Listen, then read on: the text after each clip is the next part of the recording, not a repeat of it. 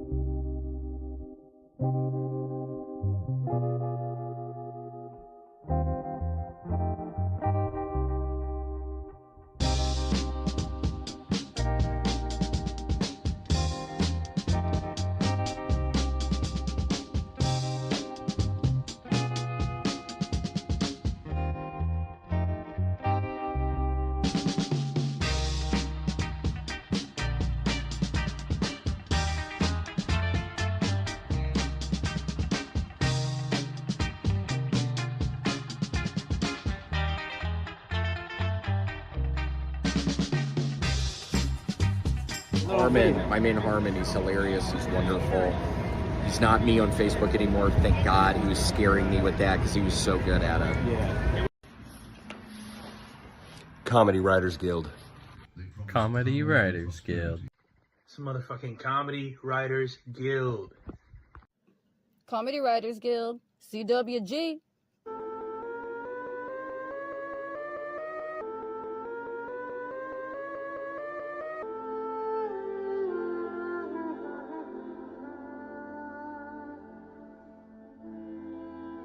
I was just noticing.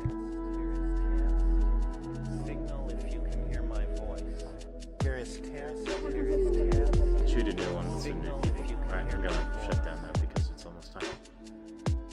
As we cross the river into the evergreen to the land of Tula. Here is test. Signal if you can hear my voice.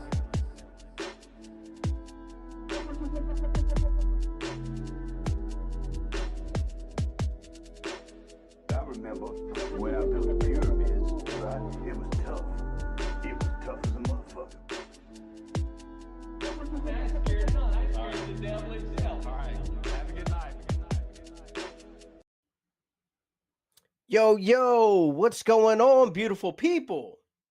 It's your boy Harmon, and here we are again, live for another week and another episode of everybody's favorite podcast, the Comedy Writers Guild. Glad to have everybody here. I see a lot of you in the chats already. You guys are ready to go, right? But some of you might be new here, so let me get into how this podcast works, right? So, how it works is we'll start with a joke setup or a concept, and it is your job to deliver the funniest punchline in the comments. You'll have 15 minutes to submit your answers. Meanwhile, we will try our best to keep you entertained with our hilarious and spontaneous banter on topics of conversation that just happen to naturally arise. All right, sound like fun? Sounds like fun to me. And if you are new here, my name is Harmon. I am the creator of the Comedy Writers Guild. And as always, I have my main man, my road dog, Travis Wayne. That beautiful specimen right there. He's watching you guys. And you know what he's watching you? He's watching you guys in the comments. So let's make sure to not only give our best jokes in the comments, but also like your favorite jokes. That is a big part of this. It's why we moved to Facebook, everybody, so that we have the ability to like other comments. Now that we know how it works, sorry guys, I didn't do coke tonight. I swear. Fucking see, when you get old like me, you get these long ass stragglers that come out of your nose and start tickling, and they just want to fucking act up as soon as you start a podcast. What's that all about? Anyway, so now that you know how it works, let's get into it with the first joke concept of the night.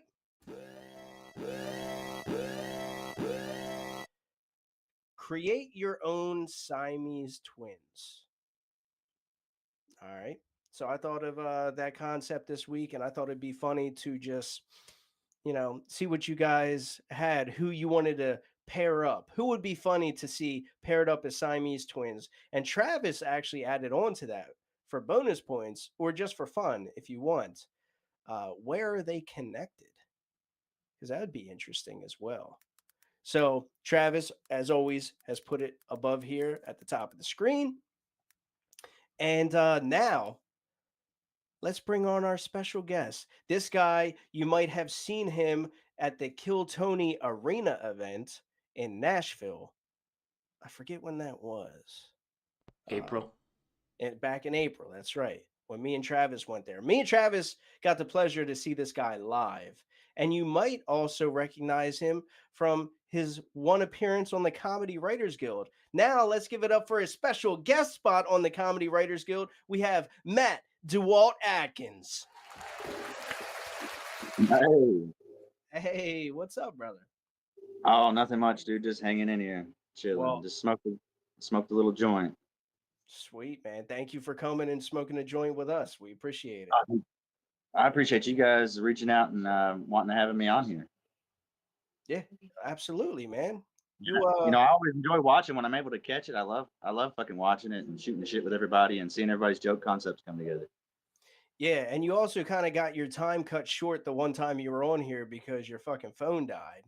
Man, I was so into it, and I was like, "Fuck yeah, we're having a good time," and then boom, it died, and I was like, "Oh fuck no, what am I gonna do?" But yeah, it all went on pretty good. I guess you guys were probably a little confused. You were like, "What the hell is this dude doing?" Backing out of the call. Nah, we figured it was probably something like that. Honestly, at first, I probably thought it was like our fault. I thought that like my service dropped or something like that. Damn it, Travis, you kicked him out. What the fuck are you doing? I know. I was about to ream Travis the fuck out as I always do. I was looking forward to that as well. No. So let's get into like what I ask all the guests. I can't remember if I asked you this last time, but what does your creative writing process look like for you?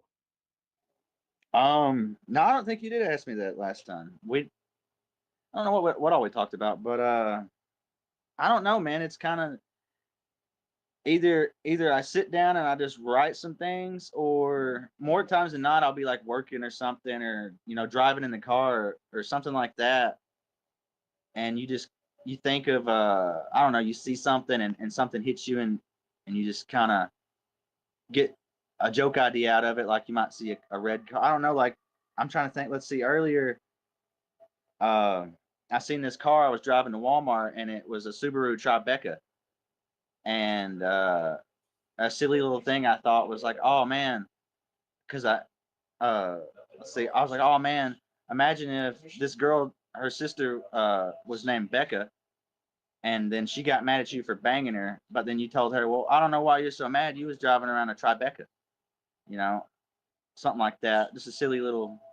That's just like a rough idea, but I don't know. That's how I kind of do it. I just write down anytime I think of something, and then I'll sit down and sift through it, and then kind of piece together. I don't know, however long the open mic that I'm planning on going to will give me. I'll piece something together for that, and then as I'm driving, I'll kind of just think about it or whatever. Maybe sometimes I'll say some of them, try and plan them out. But more times than not, it's like getting up there in front of the crowd and just doing it feels like the best. Works for me. And then I don't know. Sometimes you have a joke and then you think it ain't worth a damn, and then you get up on stage and it actually gets a reaction. You're like, oh fuck, I guess that's actually got something going for it. Yeah. How was your performance received? Did you happen to read any of the comments like after you were on Kill Tony? I don't think I seen a bad one at all. Everybody was pretty good. One dude was like, eating ass and Bugs Bunny, or the Bugs Bunny and Fentanyl Jesus joke saved him from bombing otherwise, and he was like, props for being able to recover after only 1.5 years and being out of breath and everything. Yeah, that was the only things that I saw bad about you. Like people were kind of ragging on you for being out of breath, and I'm like, dude, I literally just ran from the top of the fucking arena all the way down it, and then I ran all the way across it. So I ran. So I was near the stage up at the top. So I ran all the way across it and down it, and then back all the way across it to get to the stage. And then I was thrown up immediately. Like I didn't have a second to even think about it. Oh yeah, dude. I mean, me and Travis were there. Like it went good. That has been at an arena event for Kill Tony realizes how far you got to go. Even if you're close, you still have a little bit of this. I don't run like that. We were going down the escalator 4 steps at a time down the fucking escalator. It was crazy. Dude was jumping down them. Yeah. That Conrad, whoever the dude that the comedian wrangler guy, I don't know. I think the Conrad's the camera guy, but whoever the comedian wrangler guy is, dude, he fucking books it. He's like, we gotta go, and you just, and did he have a beard? Did he have a long beard? No, not Dusty. Dusty, that's what I was thinking of, Dusty. I've done a show with Dusty down here, and with Keith Ray down here at the venue one time. John Bass produces them down here, and he put me on that one. That was pretty cool. And then Dusty remembered me from that whenever I got pulled, and when I got off stage, he was like, oh, Addie Madkins, I thought I remembered that name, and we was back there shooting the shit for a while. I got to hang out for like 25 minutes backstage after the fact. Because my keys fell out of my pocket. Everybody thought it was drugs. That was one thing that I seen people saying. They thought, did you see the drugs fall out of his pocket? Oh, but it was my keys. I didn't notice that. Huh. You'd have to really look. Oh, okay. Yeah, it's like flies out. And to mention that, one time I was at an open mic, dude, and this dude, his Coke bag or whatever the fuck it was, fell out of his pocket, and we're all over there. All the comics were in the back. We're like, oh my God. We're like, all talking to ourselves like, please don't even address it. Don't even look at it, bro. And he's doing his thing and just bullshitting, telling his jokes, having a good time. And he looks down and sees it, and it threw his whole set off. And he stepped on it real quick. But by that point, everybody had done seen it. Well, do you remember the time that Uncle Laser did that on Kill Tony? Yeah, he dropped the Coke bag. It fell off his phone or something. Yeah, it fell out of his phone, and it was laying, and everybody was like in the comments because I was watching it live, and everybody was like, "Yo, look, he dropped his Coke bag," and then he realized it, and like you see him turn red. He was like, "Oh shit, that was good." Yeah, those are wild moments when those happen. I've seen it happen. It's funny. And but yeah, for the most part, all the comments were good, and I didn't see nothing too bad. I mean, I was hoping people would talk shit. You know, I'm always open for all of it. I tell people all the time, you know, don't be fucking sucking my dick. Tell me that whatever. I need to, you know, I need feedback. Well, we learned I learned last week that you apparently weren't on Reddit. So Reddit is the Me? place where everybody talks shit. Yeah, did you look on Reddit? I got on Reddit a little bit, but I just don't give a fuck. I don't know. If I get on Reddit, I'm looking at like the 9/11 archive and shit like that. I'm trying to see crazy shit, not fucking, I don't know. I tried to find stuff about me on there, but one dude called me Joe Dirt, I think. And I was like, I don't know. They was like, this is the real life Joe Dirt. Well, very fitting because Kid Rock was there. Yeah. Yeah. And dude, I didn't even like say nothing to him. I didn't even acknowledge him. Mm-hmm. Travis I was all- desperately wanted it. Travis was like, "It's my main goal. If I get pulled up there, I'm calling him a fucking pedophile." That one dude did. Yeah, the one dude did. And then all of a sudden they were like, whoa, whoa, whoa. But Tony was like, it takes a set of ball with the balls to make a joke like that. Yeah. That was good. That was good. So you've been doing comedy, I guess, 2 years now? Yeah, what is it? August. So yeah, like a year, 2 years and like a month, pretty much. But I've had a couple of hiatuses in between it, you know, because my car broke down at one point, so I was out for a little while. And then, hell, my sister died not a little while back, so I took a little hiatus there for a while too, just to kind of, you know, deal with shit, I suppose. You know, but other than that, like, yeah, 2 years, give or take. And I don't know. I've enjoyed it so far. It's always fun, you know, getting up on stage is like, not really sure how to put it. It's, I don't know. It's like the only thing I can compare it close to is like, I don't know, landing a trick skateboarding or something, you know? Okay. What would you say is your favorite joke that you've written? Oh, fuck, man. The one that I like the most? Or is the most well received? The most well received? That's a, I got a few. Hold on, let me look at the, let me look here. Let's see. The Levi knock knock joke that I do, so it's like knock knock, you know. Who's there? Levi. Levi who? Levi need to masturbate. And I don't know, that one gets a decent response every time, and people always come up after it and they're like, man, I really like that knock knock joke. And so you're essentially kicking the person out of their house so that you can masturbate because you're the one knocking. No, well, yeah, you're like knock knock. Yeah, hey, could you leave your house? I need to masturbate. Well, it's more of because I'm on stage, and there's no better way to break that you're trying to beat off and you want everybody to leave than that, I guess. I don't know.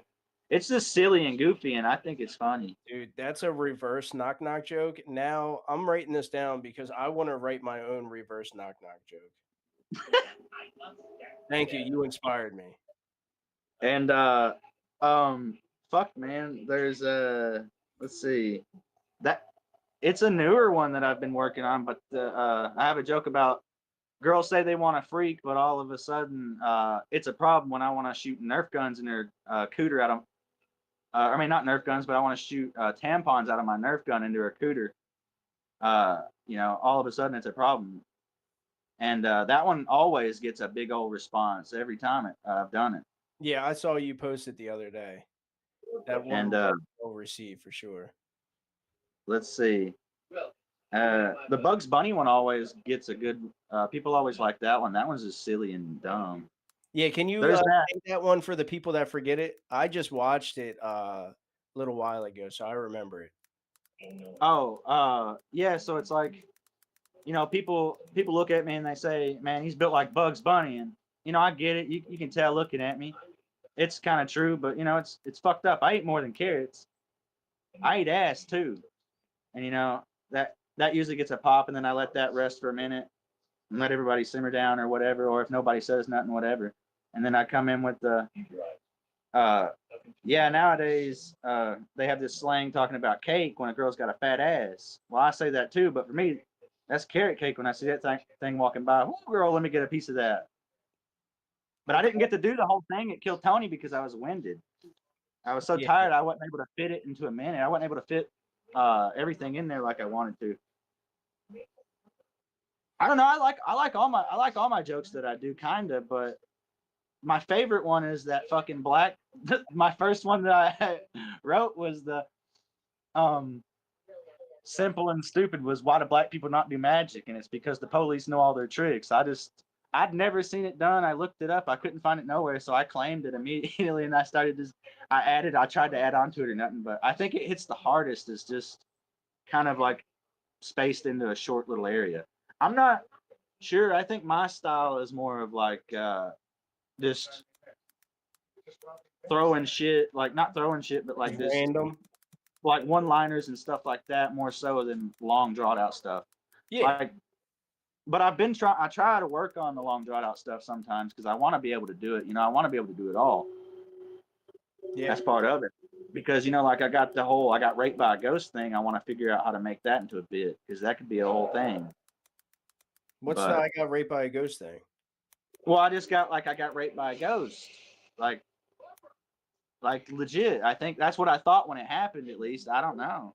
That's every dude's fucking imagination. Or well, dude, look, so when you feel something like grab your shoulders, dude, and sling you up against a wall, and then you pull down, and then it bends you over. I don't know, dog. I'm telling you, not a female ghost. No, it was a dude's ghost. My celestial booty has been compromised. Like, damn, Casper, slow down. Yeah, he didn't even take me to dinner first. He just said, "Fuck that, come here." Yeah. I gotta ask. Let's get off of the comedy part for 1 second. We'll get back to it. But right before we hopped on, I always ask the people what they want me to say for their names, because some people have like their comedy names on Facebook. Your name on Facebook is Matt DeWalt Adkins. So I said, "Is that what you want me to say?" And you were like, "Yeah, man, my name's just Matt Adkins." And I was like, "Well, then why the fuck do you have DeWalt in your name? Could you explain why you have DeWalt in your name?" Oh yeah, it was just a silly little joke back like in 2019, I think it was. I used to work at this chicken barn place, and my hair got ripped out by a drill, and it was probably about to right here then. So it wasn't this long. That's what made me grow it out. But yeah, it got ripped out by a big old badass DeWalt drill. And it took like all of this off. Like oh god, dude. And when it happened, I thought it was my shirt and my headphones. I was pissed off. I was like, man, this is a good shirt. I just got these headphones. Come on, man. And then when I pulled away from it, you know, like when you get a sunburn and you peel the skin off and shit. Yeah. Oh yeah, yep. It felt just like that, and I was like, man, that's kind of weird, huh? How big was the area? Was the surface area? Dude, it was the whole side of my head. The whole left side of my head was gone. Boom. Ouch.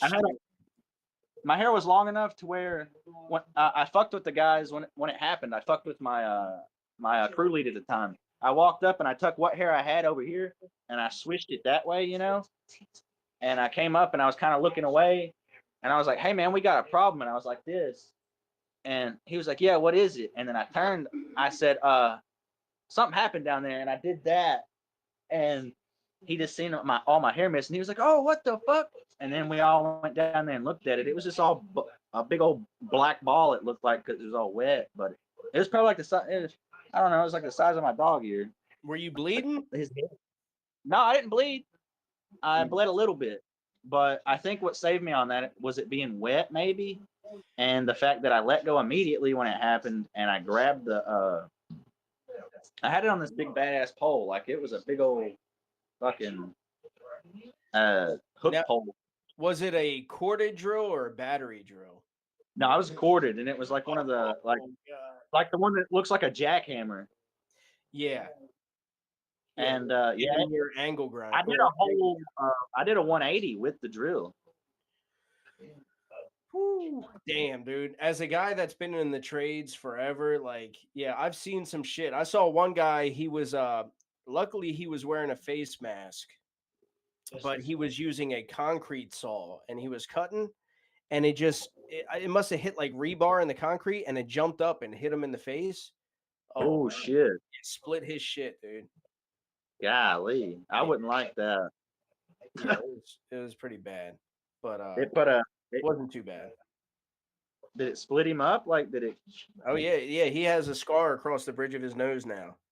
Yeah, it Oh opened man. up. Yeah. I can't imagine if he wasn't A wearing cool the story though. It's a cool story. Yeah, for me, because it didn't happen to me.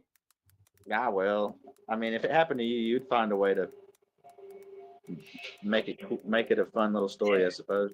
I'd make it funny for sure. Yeah. What were we talking about right before we got on here? I don't know. Suboxone. It sounds funny putting it that way. Oh, it was just drugs. It was drugs. It was drugs, and then it led to that. No, so you mentioned Xanax. It was Xanax and stuff too. So you mentioned that you did Suboxone one time. Yeah, a little piece of it. Yeah, so you said you almost died. Can you explain that to us? Dude, I couldn't keep nothing down. I just kept throwing up constantly for like 24 hours, no matter what I tried to do. And I was pretty much like dehydrated and everything. I was just fucked up. I don't know. I had to ride all the way back from Indiana to fucking Tennessee. It was like a 7 or 8 hour ride, all fucked up the next day still in a hot ass fucking car, bumping around all the time, having to stop at every gas station. We stopped at every exit from here to Indiana, Santa Claus, Indiana. So I had to throw up every fucking 30 minutes or something, dude. It was rough. I don't know if I'm the only one in the chat who's ever done Suboxone. It's just funny to me though because I was a junkie at one point. I'd never done anything like exactly opiate, nothing. So like doing a Suboxone will fuck you up. I remember the first time I did a Suboxone, dude. It was before the strips. They were only in like these orange pill like forms, right? Yeah. And the orange, you had to put it under your tongue and let it dissolve, right? The orange was such a nasty fucking taste, dude. Like drug addicts to this day still talk about it, like how it makes them gag. It's like this artificial citrus taste. And those are the fucking worst, man. Yeah, dude. It's bad, man. But citrus is already kind of rough as it is. Like you don't gotta artificial it because that's always even worse than the original. Yeah. Yeah. And like I took a whole one because there was this guy, I was working as an electrician, and there was this guy that was always fucked up on the job. And at the time, I just like doing Percocets. I was like fresh out of high school. I didn't get into heroin or anything like that yet. Couple Perc 30s and you were good, huh? Oh yeah, dude. So I was like sniffing Perc 30s and shit like that. And this guy was always like, so I caught him in the elevator one time. He was with another trade. I was with the electricians. He did something else. And he was just like nodding out in the elevator like this. And I was like, yo, bro, you might want to like straighten up a little bit. He's like, man, I don't give a fuck, dude. And I was like, yo, what are you on, by the way? I was like, I'm trying to get me some of that. He was like, oh, I'm clean, man. I'm clean. I'm on Suboxone. That was the first time I ever heard that word, man. This is like 2000, like 2009, something like that. So I was like, yo, let me grab one off you. He sold me one for like $20. I put it under my tongue, let it dissolve. Now, the thing is, it was orange, right? I was so fucked up off this Suboxone that I went over to my boy's house and we used to like rap and shit like that. So I'm over there freestyling and like that's what I did when I did it too. I was fucking rapping Tech 9. So it makes you like rap, dude. That's the side effect of fucking Suboxone. It makes you start rapping. Rap. No, I would have rapped off of Suboxone at the time, but that's a funny joke right there. Write that shit down. Suboxone makes you rap. Yeah, I'll put it down. So I'm at my boy's house and like I just start sweating. You know how you like you're gonna get sick because you start just sweating profusely.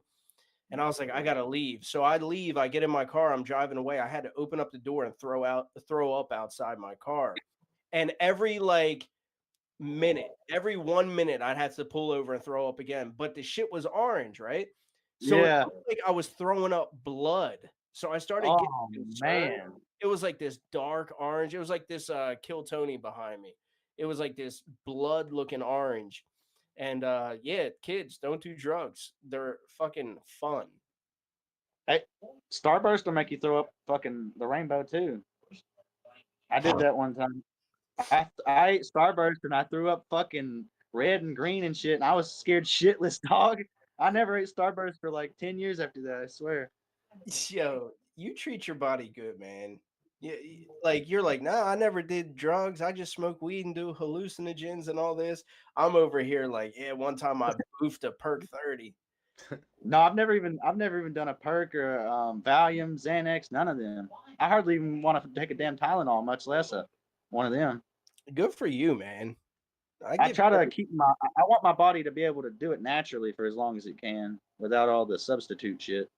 Yeah. Eventually, I know I'll have to cave in and start taking blood pressure and all this shit, unless I die before then. But Nah. Seems like you're treating your body pretty good, man. If I could interrupt, for Yeah. just once. I still fuck up some like pickled sausages and shit like that. So I don't know. So I just want to address something like an ongoing issue in the comments right now.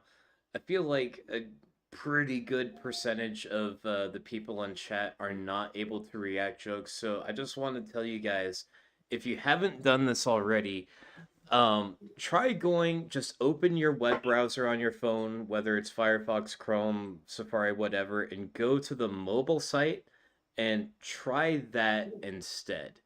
And if it works, If you go to the get back post, to me. If you go to the post as well, I found if you click on like where it says all the info, if you click on that, sometimes on the phone, that'll bring up where you can react to the comments and watch it at the same time. Mm-hmm. Yeah, also something that was brought up by Offender last week is if you click the comment itself, it will pop up down below it like hide. It doesn't for me. It doesn't? Sometimes I tried to do it, it never just worked for me. Guys, so it might not be showing underneath the comment right now, but click the comment itself and it should show up. That's what it was doing for me when I was out in Virginia and I was like a guest on the show. I had to click the comment itself and then I could do it. Wait, what? You were a guest on the show? I thought you were the host. Well, there was one episode where I couldn't host because I was away with my family. Were you that naked Hindu guy? Oh, yeah. Okay. I thought that you were here with me the whole time. I thought you were just having some like health issues or something. Yeah, that's right. I was having surgery. Scratch that. Scratch that. Okay. I was having gender reassignment surgery. That's what you said when that cast was on, huh? Scratch that. Yeah. Can you scratch that for me? So getting back into comedy because we only have a couple minutes left. What are you trying? Like, what are your dreams with comedy? Is it just like a extracurricular for you? Do you want to take it somewhere? Like, what are your goals? I'd like to do it like a lot more and more frequently, and like actually, be able to go around and do different cities and shit like that. That would be really cool. I'm not trying to get like stupid big. That'd be cool, but I'd just like to be able to go around and you know what I'm saying, like a little couple gigs here and there on the weekends and traveling around in different states and doing spots and stuff would be really cool. Yeah, if you had to give any advice to somebody who's like just starting off doing open mics, what would like the number one advice you would give? You don't give up. Don't let a shitty show or anything turn you back. Everybody has a bad mic or anything like that.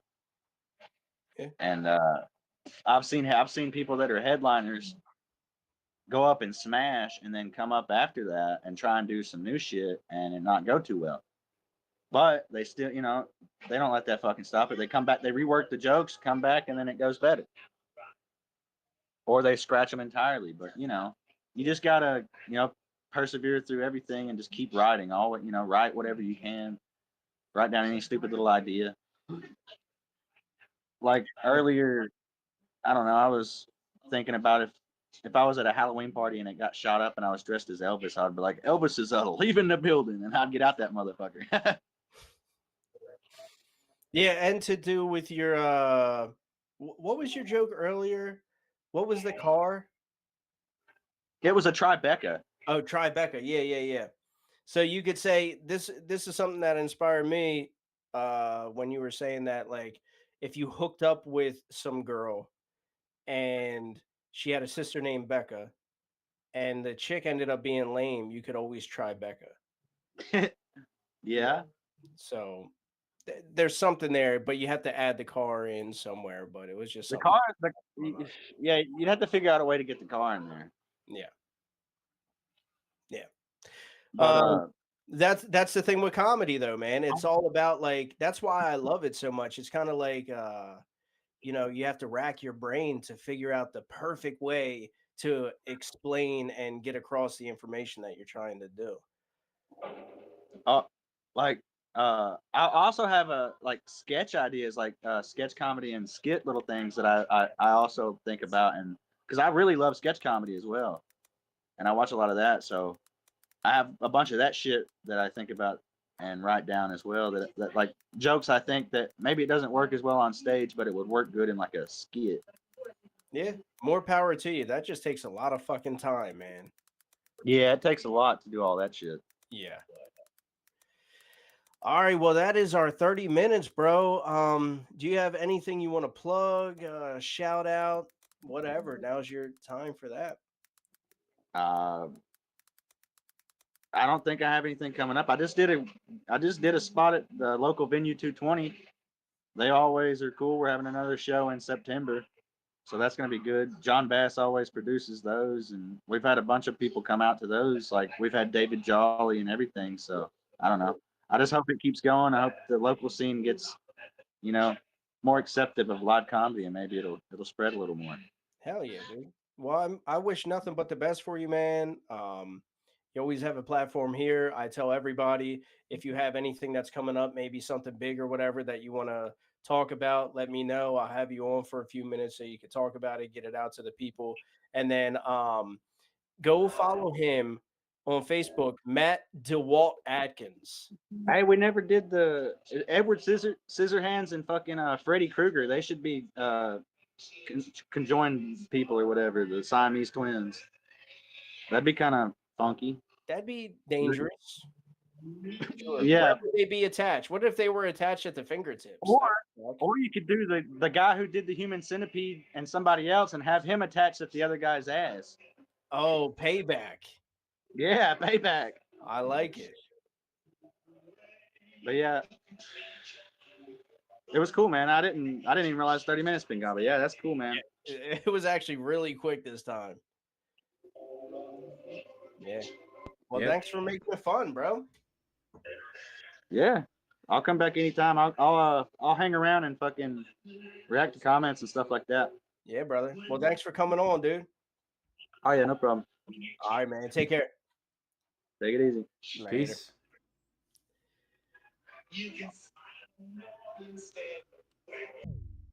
All right, everybody. That was Matt DeWalt Adkins. Go check him out. And then you can also see him, like I said, on Kill Tony, the Nashville episode. Now, let's get down to what this comment said. Oh, first of all, did that correct things? Are people able to like it now? Have you seen that? I haven't, like, I've suggested in the comments like 2 or 3 times, and then I shouted it out on the air, and I still haven't seen any evidence that anyone has tried that. So at this point, I'm throwing the ball back in your court. If I don't see a bunch of reactions on these comments, it's back to being y'all's fault again. Okay. All right. The first joke concept of the night. Create your own Siamese twins. All right. So let's see. And I see Kimberly's been in the chat.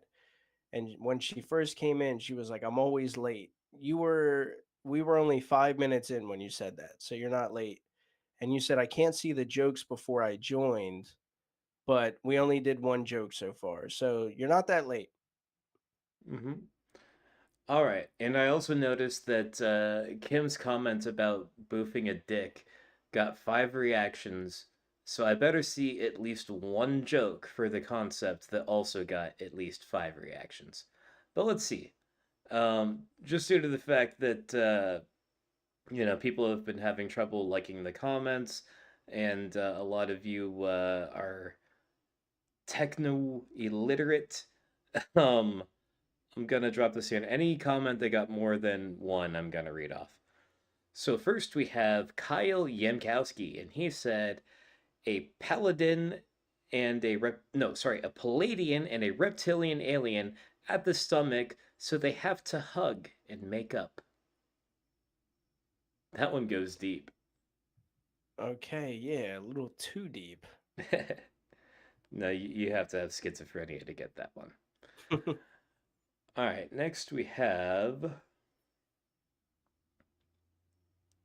Brian Lewis, and Brian Lewis said, my twin would be fused at the hip side by side. My twin would be fused at the hip with side by side buttholes that fart in stereo. Who said that? Brian Lewis. Okay, Brian. Next we have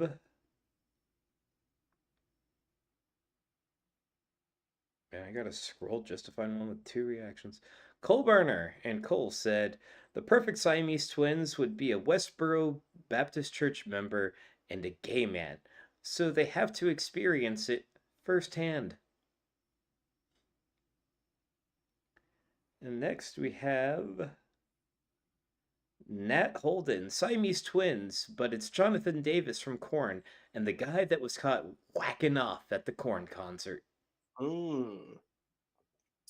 Current event. I like it. Mm-hmm. All right. And let's see. Kyle Yemkowski said, William Montgomery and Red Band's mom attached at the groin. Yeah, all right. That's probably my favorite so far. All right. And so that was all of them.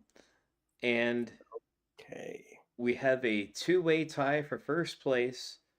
One of them was William Montgomery and Red Man's mom attached at the groin, and the other one was a Palladian and a reptilian alien at the stomach, so they have to hug and make up. And both of those were posted by none other than Kyle Yemkowski.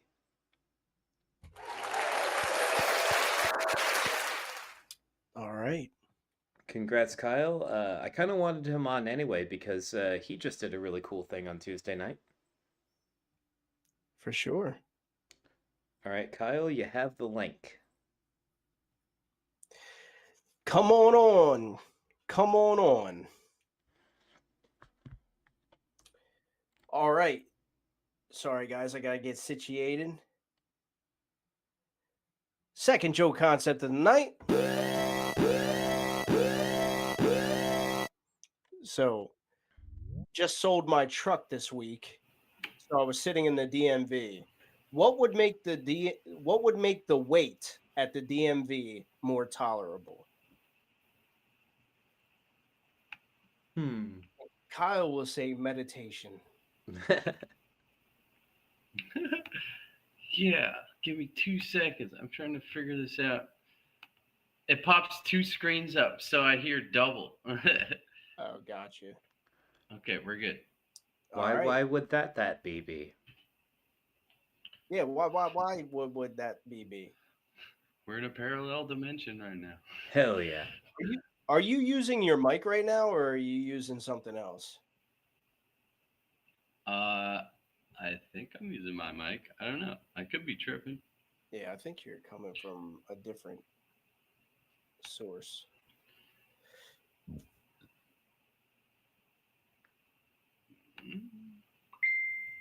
How about now? Doesn't matter. We can hear you. You sound great. You look and sound great. What's going on, brother? Nope. I'm just messing all up. Yeah, if you click the little microphone down at the bottom, the thing that's pointing above it, Oh, yep. audio settings, and then there you go. That better? Much A better. billion times. Perfect. Yeah, I could tell, man, because I've done that a couple times on the podcast, and then afterwards I was like, "Fuck, I wasn't using my mic the whole time." Right? Yeah. Okay, we're good. I got it. Yes, sir. What's up? Not much, man. You tell us what's up, dude, because you got this podcast going on now. You got your boy Jordan on the hook with that. You guys are getting guests every single week. You just did your first live stream that I'm blessed to be a part of, and that was very fun. So you tell us, man, even though I just dropped it all on the table. Go ahead. Well, yeah, dude. We just really wanted to make a platform for people to be able to heal, because sometimes people like to hold things in and not really have somebody that they can talk to. And I feel like it's one thing to talk to a therapist about your problems, but like when you say it out loud to, whoever, and it doesn't matter who's watching, when you say it out loud, you're really owning those problems and you're really speaking it out into the universe and letting it go because, you're not hiding it. Mm-hmm. So I feel like it's a good way to do that, and And dive into the name of the podcast? the Higher Consciousness, Lower Standards podcast. And can you explain why it is that? Like, because there's the dynamic of both of you, and I loved it when you explained it to me. Can you explain to everybody else? Yeah. Well, we like to talk about relevant conspiracy theories, and the higher consciousness part of it is like times in your life where you've really gained knowledge and turned from your negative ways. And then the lower standards part is more of like kind of like embarrassing moments, times you weren't very proud of what you did, that kind of thing. And we just kind of switch roles, play good cop, bad cop, go back and forth. Yeah, no, you guys, I guess it is kind of insulting if you just say like you're the higher standards and then Jordan's the the higher consciousness and Jordan's the lower standards. So maybe you guys said that to me as a joke and I just didn't take it as such. But it's pretty cool that you guys have that dynamic though. You know what I mean? Because you're both at this point in your life where it's like you're trying to find your best self. And I don't know, man. It's just super dope. Like, because I went on your podcast as a guest a few weeks ago, had a great time. You guys got some stuff out of me that, things that I wouldn't necessarily talk about on this podcast because this is comedy based. And then somehow you got some shit out of me the other night too, to where I typically wouldn't talk about. So it was cool because it's comfortable talking with you guys, not just because I've gotten to know you two, but also because I know by doing that, it also helps other people. So if other people see you talking about your struggles or whatever you have going on, maybe that might give them like a little bit of encouragement to talk about the shit they have going on. So it's pretty cool. Yeah, and we've been really contemplating. We have an idea in the works of maybe potentially starting to do a regular live on top of a separate, having guests on. And we want the live to be all about the audience. And we want anybody to be able to come on if they feel like they have something they want to talk about.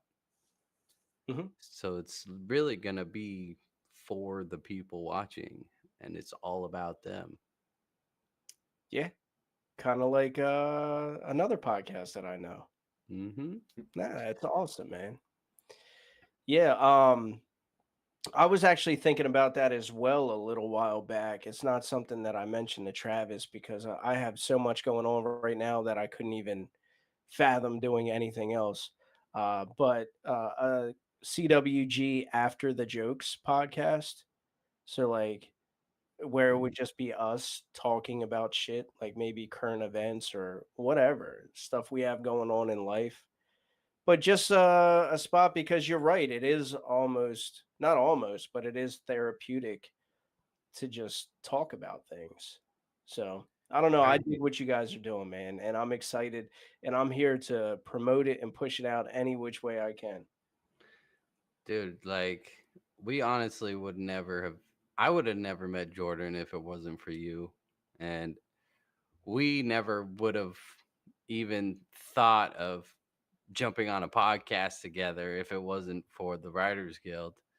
So like it's just funny how, you know, God lines all these things up to just happen naturally.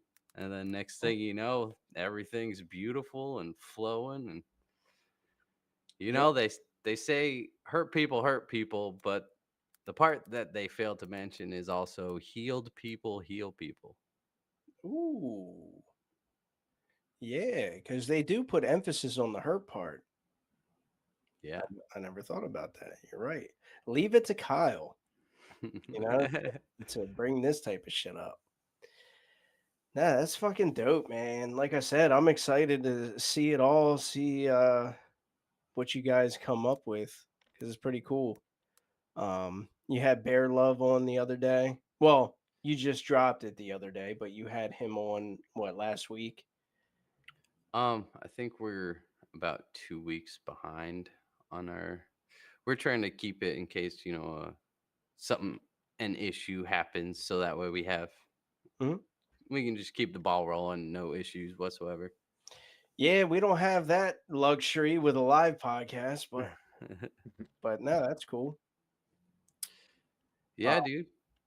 What I'm stoked because like we got some big plans. And man, I I had this vision the other day, and it was very vivid, and it came to me in the form of like almost a dream, but it was kind of like a scenario of like Dr. Phil, like just me and Jordan on a stage, and we had kind of like the live format where we would just pick random people out of the audience to come up on stage and just talk with us, and we just like give them some time and then switch people and just have it like just really heartfelt, feel good the whole time.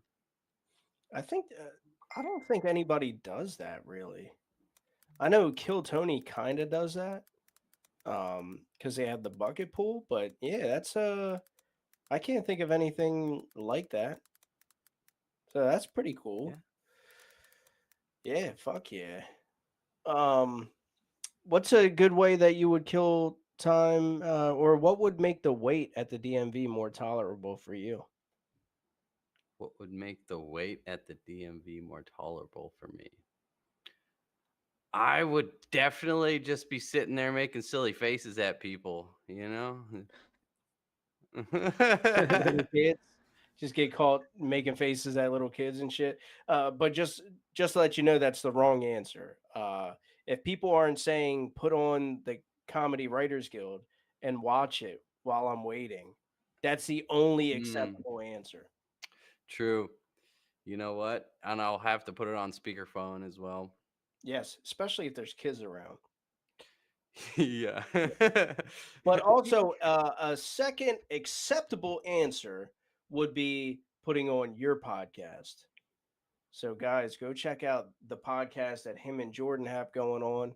It's awesome. And then you also got Talmadge in the mix too. He's honestly been a blessing, you know. He's great. He's he's been so helpful, and we appreciate everything he does for us because he really doesn't have to. So like Mhm. it's he's really an awesome person. So I appreciate him very Yeah. much. Yeah. Just don't fucking steal my editing guy, okay? We're going to have issues if you do. Nah, because he's done so much, man. Like, that whole vision, I don't know if you remember like the kind of like promotional video that we made for Comedy Writers Guild. Like it was all in my head. I was just like, all right, this is how I envision it. This is how I want it to look. And he knows that I'm like particular with things. So he was just talking back and forth with me. And he was like, what do you think about this? Sent me like a, 1 minute sample. And I'm like, yeah, I like that. But what if you change it like this? Right. And he would just do it. And it was better than I even imagined it. And I have high standards, right? No low Yeah. standards over here. No low standards. Like I have high standards with like the quality of things. And he just pitched it back to me, man, and it was so fucking perfect. I was like, bro, thank you. Thank you so much. And then I saw he was working on your guys' things, and I was like, yo, if you jump ship, I know where you live. Nah, because you're right. He's fucking awesome, man. He's just a good dude, too. I'm still waiting for him to come over so I can make him a bomb ass dinner. Because you guys aren't that far from each other. Nah, he's somewhere nearby, somewhere beyond the wind blows. The way you said that makes me think he's in your basement right now. Well, you never know.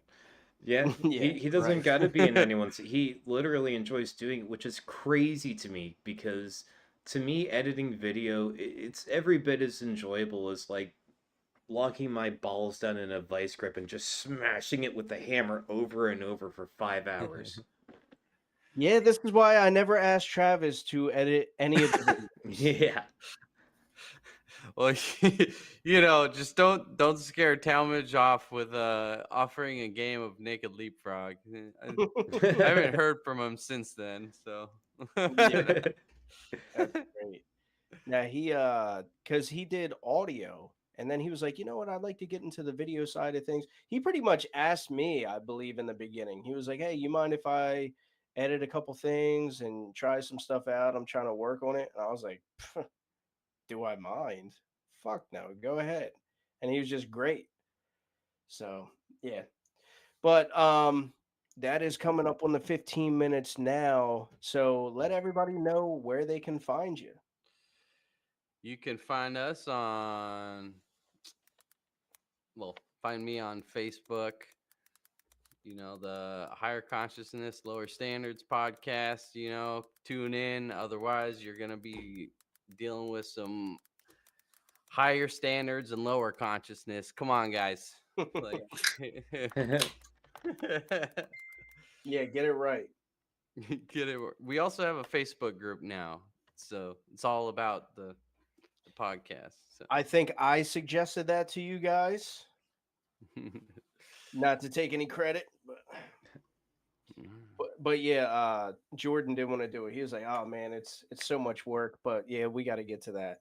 But you got to have a spot for it, Like you guys do have your personal profiles, but you just like with the Comedy Writers Guild, you have to have like a page and a group would be ideal. Right. Yeah, I made the group. We definitely need to get on the page. I did have a few new questions I came up with, which was fun. Oh, that you asked the guest? Yeah. Do you want to say? You sound like you want to say it now. If you want to, go for it. I can give you a little sneak peek into one of them. If you could have two superpowers that complement each other, what would they be?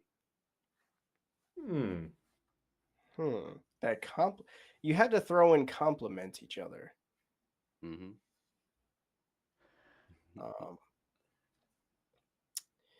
Yeah, I remember asking if you could have a superpower, what would it be, to one of my friends that I grew up with, and we were all like potheads and into drugs at a young age and all that stuff. And my one boy, so simply, he was kind of a simple person, to put it nicely. And he was like, every time I put my hand in my pocket, I want to be able to pull out $100. And that was his superpower. And I was like, I guess that works. But like that seems so tedious because like if you needed $10,000, you just have to keep shoving your hands in your pockets. I'm like, well, why 100? See, that's where the second power comes into play. You pull that one, and then your second power is the ability to multiply it. There you go. Well, then that's my superpowers. You just came up with it. Thank you. Yeah, just cool stuff like that. Just doesn't have to be a joke. Just come at it with, what you're feeling. I know that Offender, I believe he's watching right now. I know if he were on here, his superpower would be one hot Asian, and then multiply it. 'Cause he's always saying 2 hot Asians at once, Harmon. I'm gonna do it. Man, I gotta That's put his him onto magic. Invincible. If you know, you know. Oh yeah, that's a good one. Invincible? Yeah, it's like a cartoon, like a superhero show that's on Amazon, which features a character who is a hot Asian with the superpower of being able to duplicate herself. Her name is Duplicate. Oh, of course it is. Yeah. It's like Tribeca. Duplicate's gonna get a double dicking.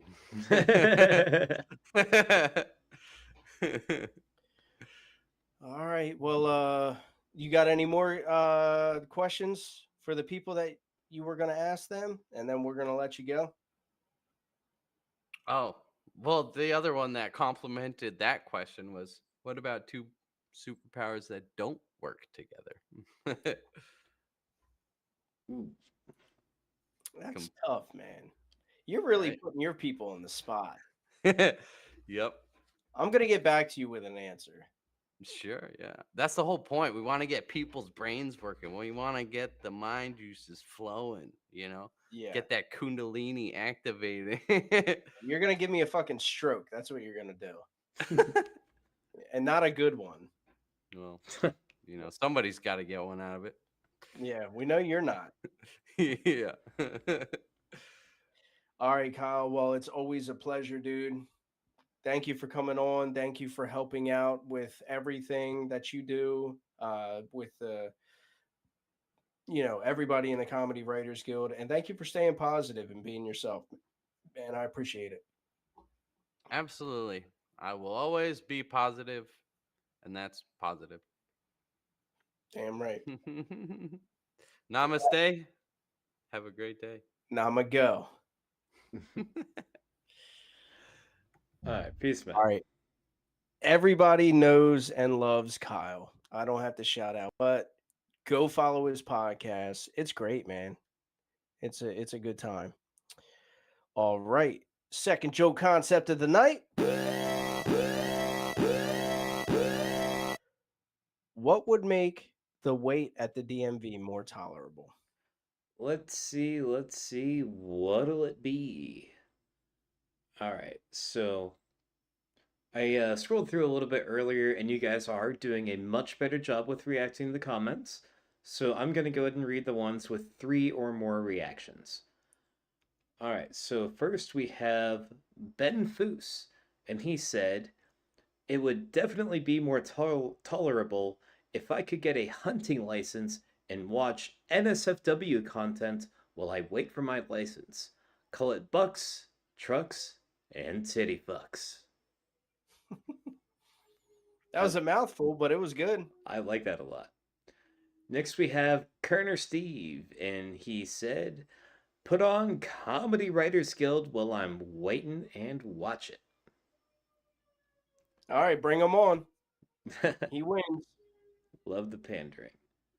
Next we have Jacob O. Fender D. Legal, and he said, "I think what would make the DMV more tolerable would be if all the workers had to be midgets and they were opened on holidays and would dress accordingly." What the fuck? I think that would make pretty much everything in life more tolerable. Yeah, that'd be awesome. And Christmas will be popping. Mm-hmm. Next we have Kimberly Frederico, and she said, "The DMV would be awesome if they gave cheap tattoos in the waiting room." True. Interesting. But I mean, like, a cheap tattoo is like $100 still, so. Next we have Dan Zilla Drums, and he said, The DMV would be more tolerable if the entire building was made out of glass, so you could actually confirm that the employees are in the back having orgies and smoking crack instead of tending to the line. Yeah. Dan also said, and it doesn't have to do with the Joe concept. He said, I heard that people that hurt people only make up 15% of the population. What's up with that? Dan. I'm not sure what he's saying, but it sounds racist. It's Dan. Yeah. We love it. Next we have AK Alex Krieg, and he said, mandatory tits on all the male employees.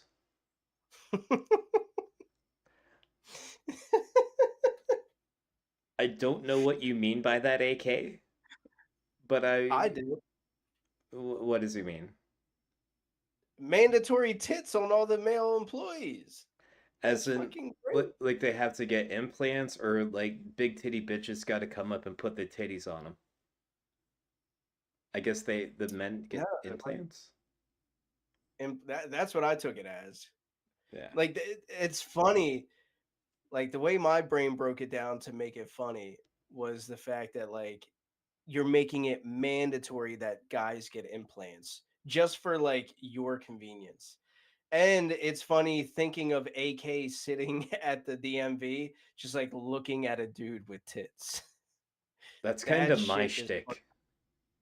Yeah, that's quit trying to take Travis's shtick. All right. Next we have Ben Foose, and he said, if the DMV had valet service, but it's just me stealing catalytic converters.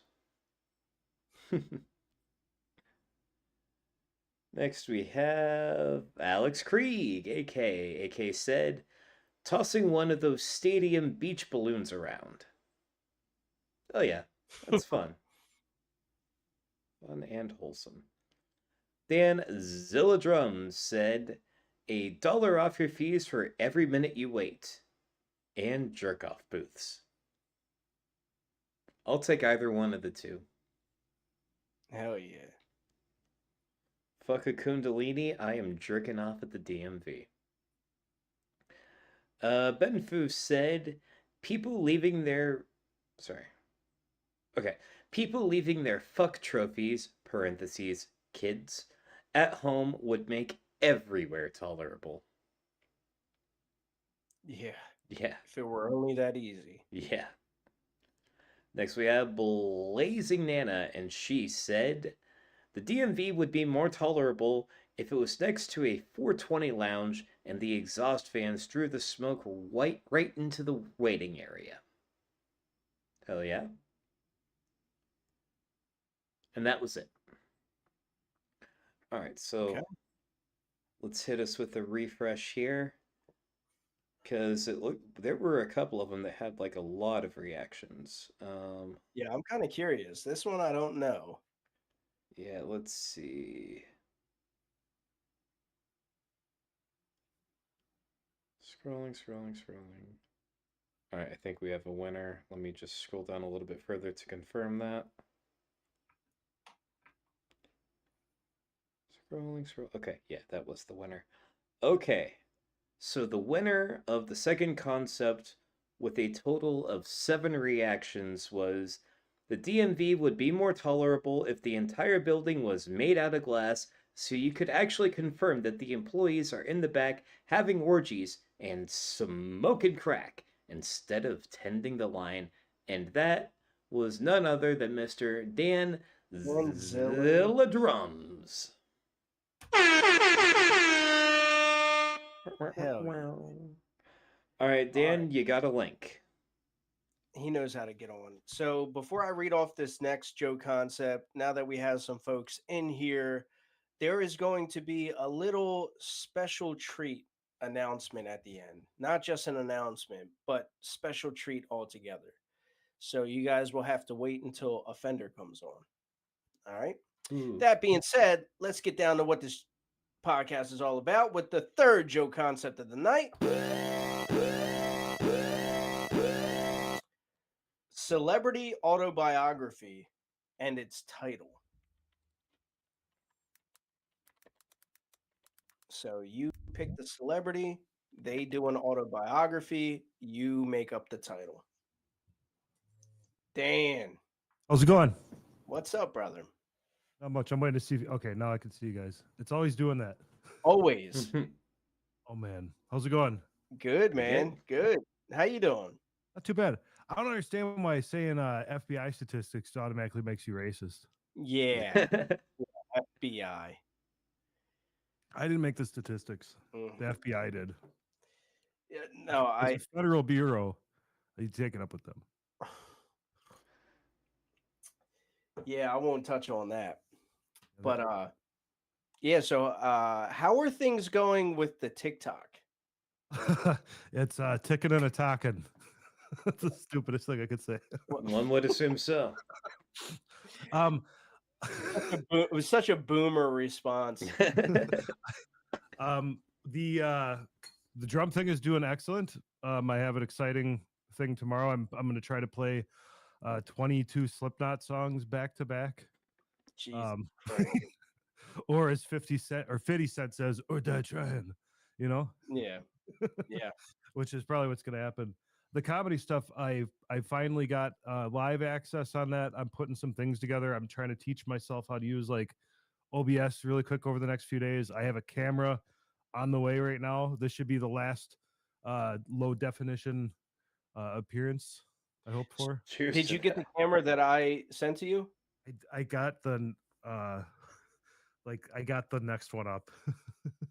Oh, you asshole. You can have a better camera than me.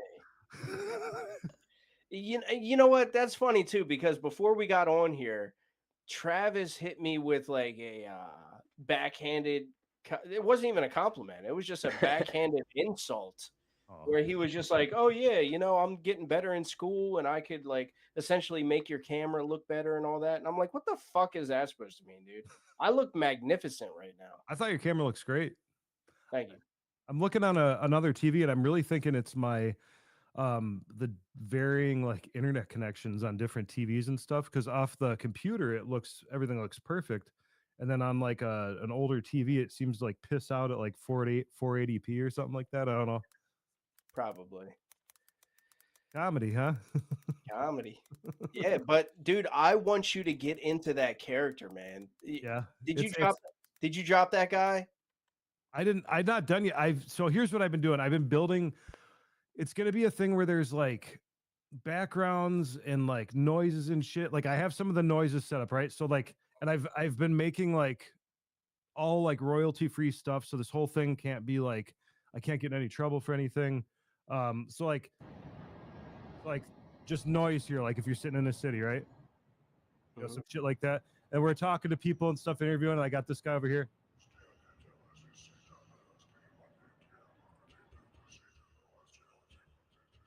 Just weird shit I'm going to throw in and kind of mix up some stuff. Got some weird like backing sounds and stuff to kind of like alter moods. You know, I just want to talk to you guys about feelings. This is going to be great. All right. Well, Dan, if nothing else, because last week you seemed kind of hesitant, please just send Travis the video that you sent me originally. I don't have it. Yeah, I call bullshit, man. I didn't pick you as like a bullshitter, dude, but I call bullshit. I don't have it. I deleted that because I can do better. I don't like it was really half-assed put together. Like I have a whole idea of how I want this to look and shit, and I don't want like. All right, I get that because I'm kind of picky too, but at the same time, that's kind of what made it great. It's just there. It'll be so much better. It just. All right. This isn't like hesitation. Like it's not going to happen. This is like when I do stuff, I like to put it all together and like have everything ready and then do it. Not like let's just fucking jump out and then whatever. Like I know exactly what I want it to look like, and I'm just struggling to get there right now. Yeah. All right. And we kind of been speaking in riddles for people that don't know what's happening. Can you explain what it is that we're fucking talking about? Like what you're planning on doing? Oh, I have a TikTok where I'm going to be doing probably different characters and things like that. Probably more than one. But essentially, so I play drums on there, and what happens on there a lot is we'll go live, and then people will ask to request to go on there, and they'll come on there and just do weird things or say nothing and this and that. The separate account I'm going to have is going to have those people on, and I'm going to try to like talk to them and just make it weird and like funny and stuff like that, and just try to like do comedy stuff within that, but like really I really want to mess with people on a large scale, I guess. So you're kind of going to be doing anti-comedy. It'll be funny. I don't know. What does that mean? No, anti-comedy is like one that I reference a lot when or think about is like Timmy No Breaks. Okay. You know how he does like that character and everything, and it's just Yeah. like all he's like is like you gay, and like that's it. Like, but there's something funny about it because he's a character. Yeah, and yeah, I think it'll be more like that, more than like I'm not going to be dropping a lot of like one-liners and stuff like that as much as it's going to be like what I want to do is kind of like it's almost like an exercise also to like react to people and practice just working off the weird stuff that people do and just coming up with something. I almost want to use it as a skill building type Oh thing. yeah, for sure. know? Like you were saying last week with the lady that was just like taking the hair and separating it. Like, Yeah. what the fuck are you gonna say about that, man? 'Cause I see these things and there's so many things like when I'm playing the drums that I can't say because I don't want to like uh I got to keep that going well. I don't want to be like saying weird stuff to people and then have half the room be like, oh, that's not cool, Yeah, so lose your audience. yeah. Because you just hit 10,000 people, 10,000 followers, right? 10,000 bots, baby. Yeah, about 9,000 bots. Yeah. No, it's like it's one of those things where getting like the first 100 followers seems to take like a month, and then after you get past a certain point, people just kind of start doing it because you have so many. Mhm. You don't even have to like. I mean, you still have to try, but you don't have to like. I wake up every morning, it's another list of do. Yeah.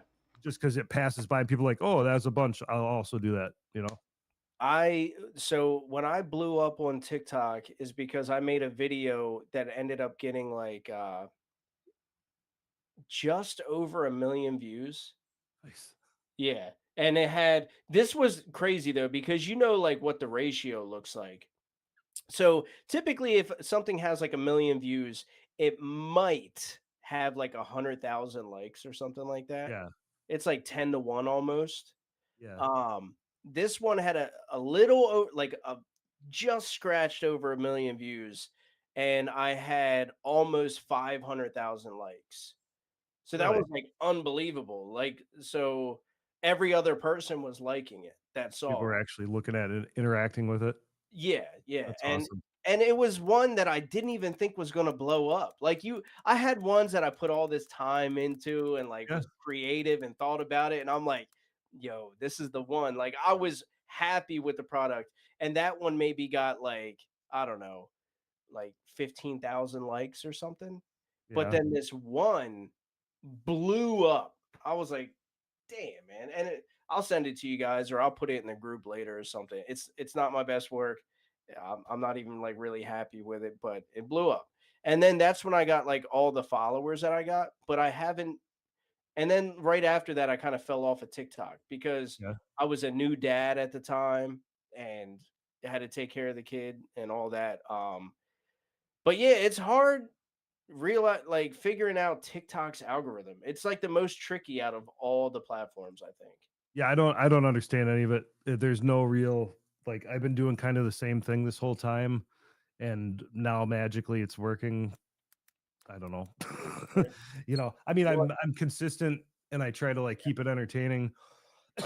Well, you play the drums like a motherfucker. That's why you got all the followers. Dude, that doesn't matter. There's a billion people that can do that. You know what I mean? But like what happens is like when I'm not playing the drums, I talk to people and I like try to communicate with people, and there's more of a back and forth, and it's not such a stonewalled thing. Like a lot of the reason people come onto TikTok, I think, and things like that is because you see somebody doing something and they're almost tangible. You can like ask them a question or say, "Hey, this is good," or "Oh, hey, that sucks," right to their face.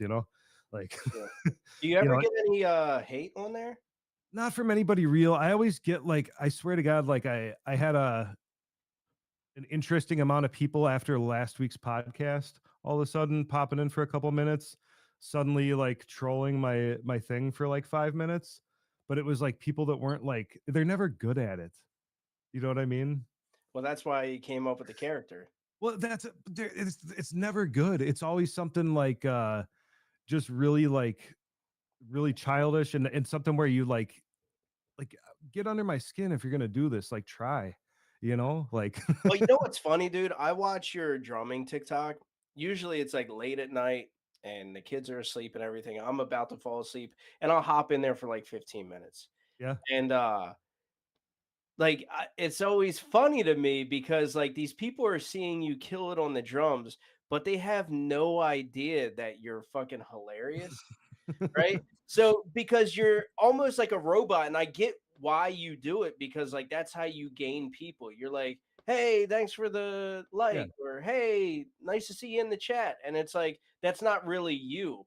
And I Right. get to know like the real you, which is just like this funny, sarcastic, witty guy. And I'm like, dude, these guys have no idea that this Well, guy isn't just a drummer.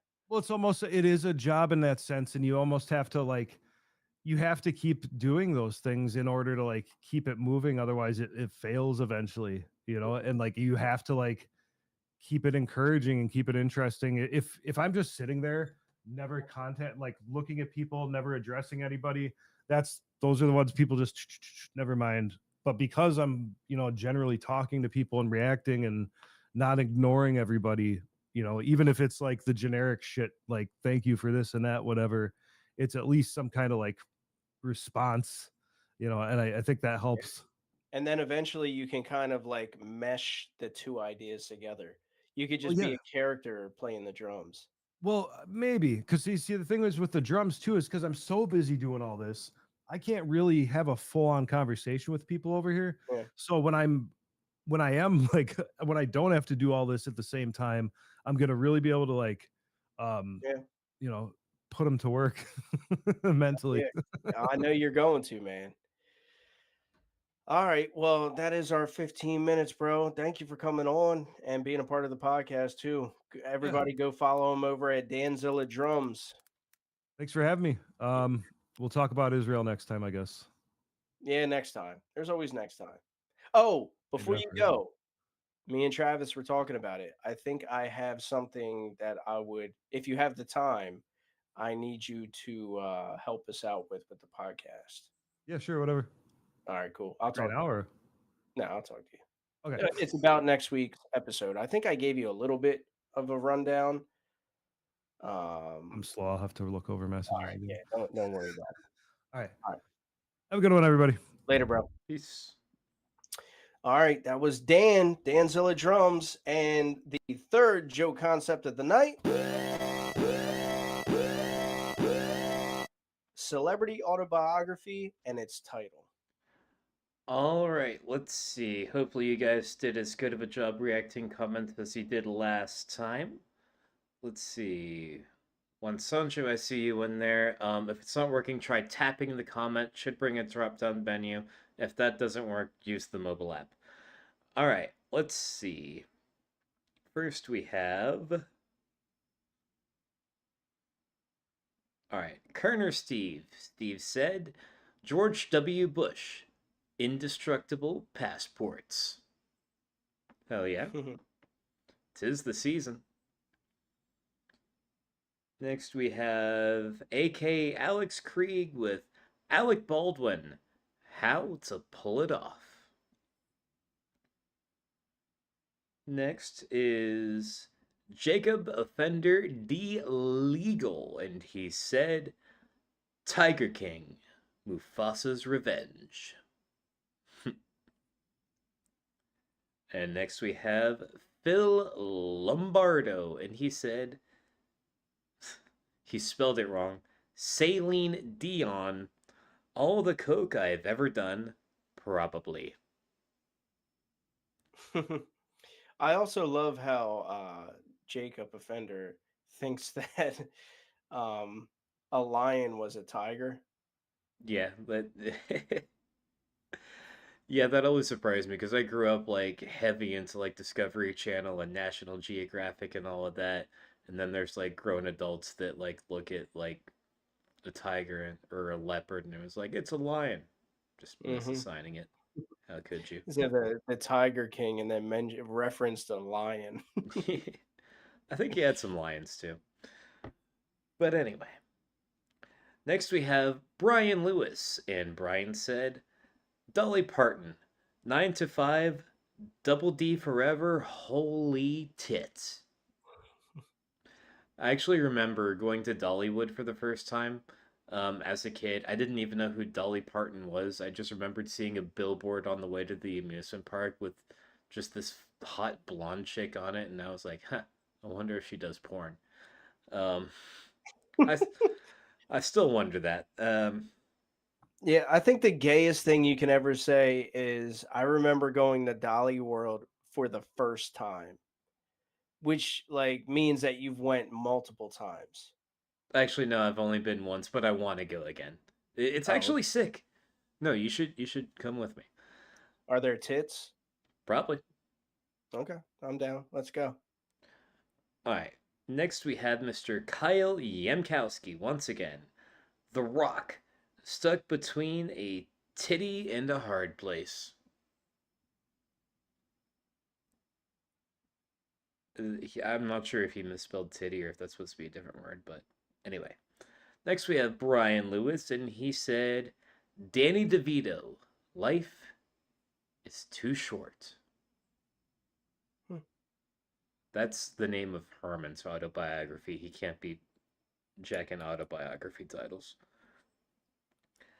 Hey, Travis, kick Travis off the stream, please. Will do. No.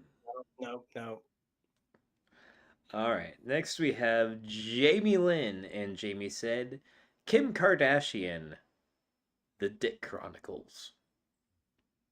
And that was all of them. So, damn, that was it? Yep. So let's hit us with a refresh, and let me see if there's a more clear winner. Let's see. What'll it be?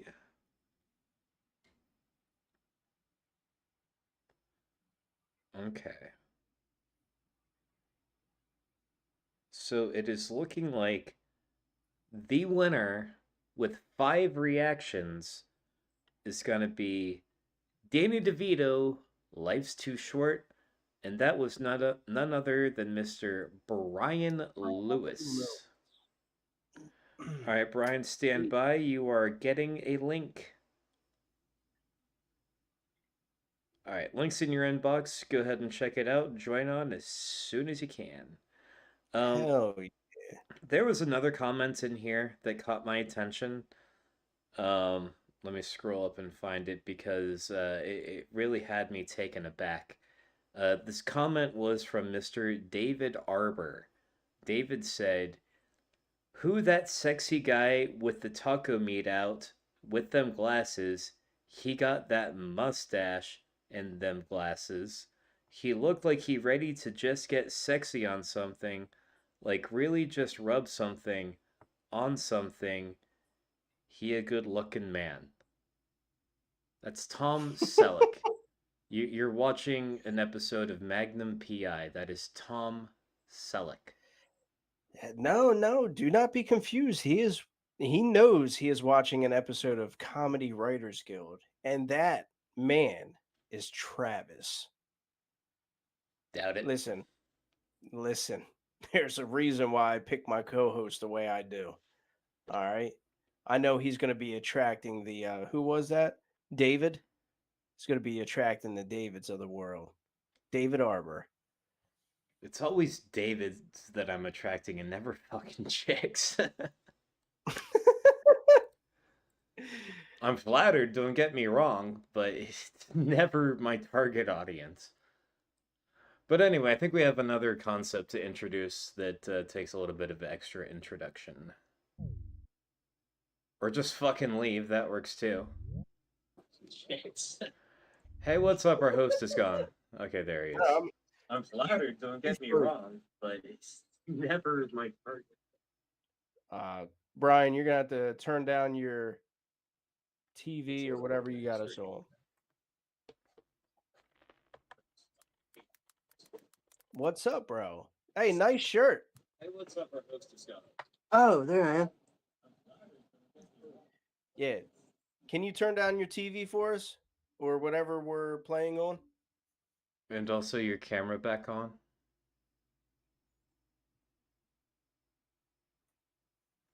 Well, he's figuring that out. I think we got another concept to introduce. Yeah. And then also, guys, remember, stick around. There's a special ending. There's a happy ending. All right.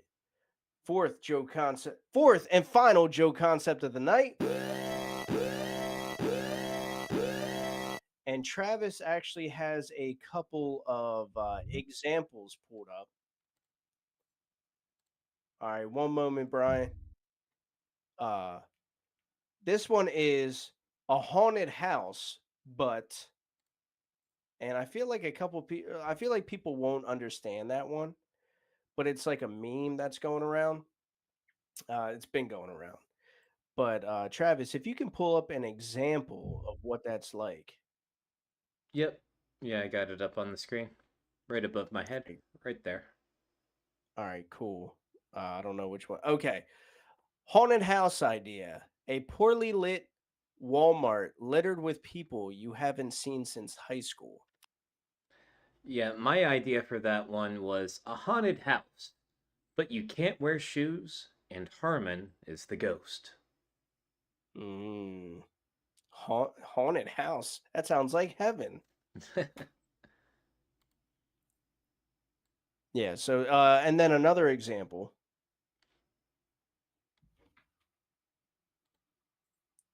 Would be wear shoes. Harmon is the ghost. And he's back. You have the other example up? Oh, no, I never saved that one because it was blurry as shit. Oh, okay, never mind. But you guys get the gist. Haunted house, but ...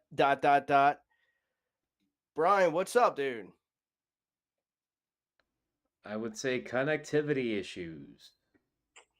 Yeah, that's what's up. Yeah, I remember it was a good time the last time we had Brian on.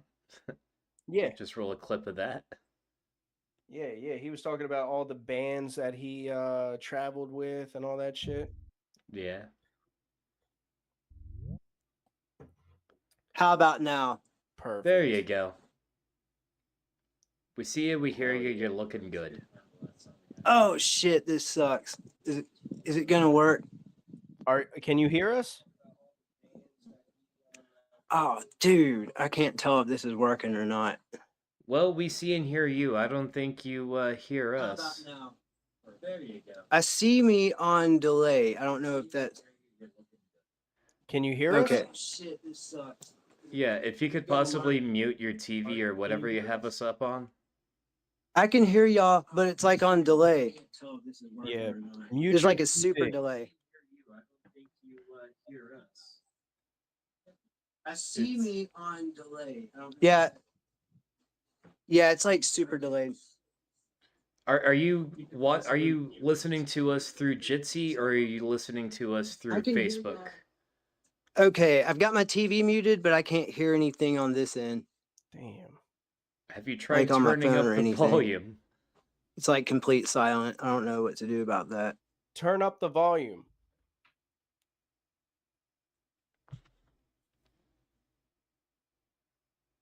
Can you are you just low volume? Well, now we can't hear you anymore. Now you're muted. Unmute. What about now? Yeah, can you hear us? Oh my god, this sucks. I don't know what to do about this. I know. Look, I don't know what I'm doing. It's like I'm pressing all this shit. Oh fuck it. I'm sorry, y'all. I don't. Try it again later. I don't know what to do because it's not working no matter what I do. Man, I'm fucking lit too. I shouldn't have smoked. Look, y'all, I smoked all this weed, and like now I'm fucking. I took some dabs. That's why I won, because I took a fucking dab and it worked. And then now Elvis, my cat Elvis, is distracting the fuck out of me right now. See that big motherfucker right there? I look stupid. I look pretty retarded on TV, but that's fine. I'm used to it, dude. This is crazy as fuck. All right, and I'm having anxiety because I'm not used to this. This is something I get overworked up about. This. I see Travis looking at the TV on TV, and this is delayed, so I can't tell if his facial reaction has anything to do with what I just said. So no, it doesn't. And there's my cat again, who I just saw on TV. All right, look. Next time I won't smoke so much weed, and I only go to AA to stop drinking. Just remember that. And everything else. Oh God, I just saw the side profile of my face on TV. Man, I look mental. I am so sorry. Look, I wish I could hear what's going on, but you know, I'm gonna turn my TV up. Oh my God. Just remember that. Everything else. Oh God, I just saw the side profile of my face on TV. Man, I look mental. I am so You sorry. see that? Look, Keep doing what you're I doing. wish I could hear what's going on. All right, but, you know, I'm gonna turn my keep it going, killing it. Okay. Yeah. All right, see that? That's what I'm seeing now at this point. What the God, I look psycho on there. Keep doing what you're doing. This is actually great. This is All right, this is okay. I'm okay with this right now. I can kind of navigate what's happening because that's Yeah. what I'm seeing now. God, my eyes when they bug out, that really bothers me. I need to go get that looked at. I got to get that checked out next time because they, you know, no one tells me these things. You know, like, hey Brian, look, what? Oh shit. God, I haven't had a benzo in over 2 years, 3 years. I need, good God. God, my eyes when they bug out, that really bothers me. Okay, now I'm looking at what's happening. I got to get that checked out next time. They, you know, no one tells me these things. You know, like, hey Brian. Yeah, this is crazy looking. Elvis, fuck you, dude. He's like 18.5 pound fat fuck. Fuck. He don't like that word. My voice is so fucking funny too on here. Like usually it's not like that either. I feel like it's a little bit deeper than that. I'm 45. I probably got low T. Yeah, I got low T. That's what it is. But look, I solved this motherfucker in less than 3 minutes. Dang. So that's kind of wild. I don't know how that happened. And this is the nice speaker I've got the privilege of listening to everybody on. A Marshall Lowburn 3. Fuck yeah. It's low T for sure. Yeah, fucking this is my wallet. Look at that fucking thing is beat the fuck up. I need a new one. Then all this Pink Floyd shit. Roger Waters just pissed me off so fucking bad the other day, Dude, this talking is a shit about fever Ozzy dream, Osbourne. bro. That was fucking lame. Oh God, look. This is a lint collector from where LSD was invented. This is Sandoz Laboratories' finest. Yeah, Roger Waters really went and did it this time. Fucking, he's 83. He needs to calm down. Yeah, this is from AC/DC. I just got home from that over the summer. That's the last tour I got to work was AC/DC Power Up tour this summer. So the devil horns and keychains, wristbands, posters, all sorts of garbage shit merchandise made in sweatshops, sold exclusively by me at all the AC/DC shows. Now I am home. Hopefully I stay home and don't do anything dumb. All right, this is the group called The Orb. I highly recommend them. They're fucking great. Drop some acid. Listen to The Orb. God, what do I do now? I think y'all have seen everything in my room except for God damn. I haven't gotten pussy in a while. I'm sure you can tell. Look at this room.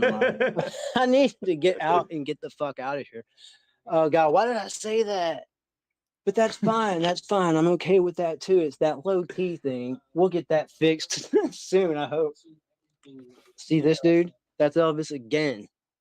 Again. God damn. All right. This is, oh God, I just heard what I said about the pussy thing on TV. Shit. Fuck. Shit. You know, that's got to stop. All right. We're going to work on something else. Elvis, lose those pounds.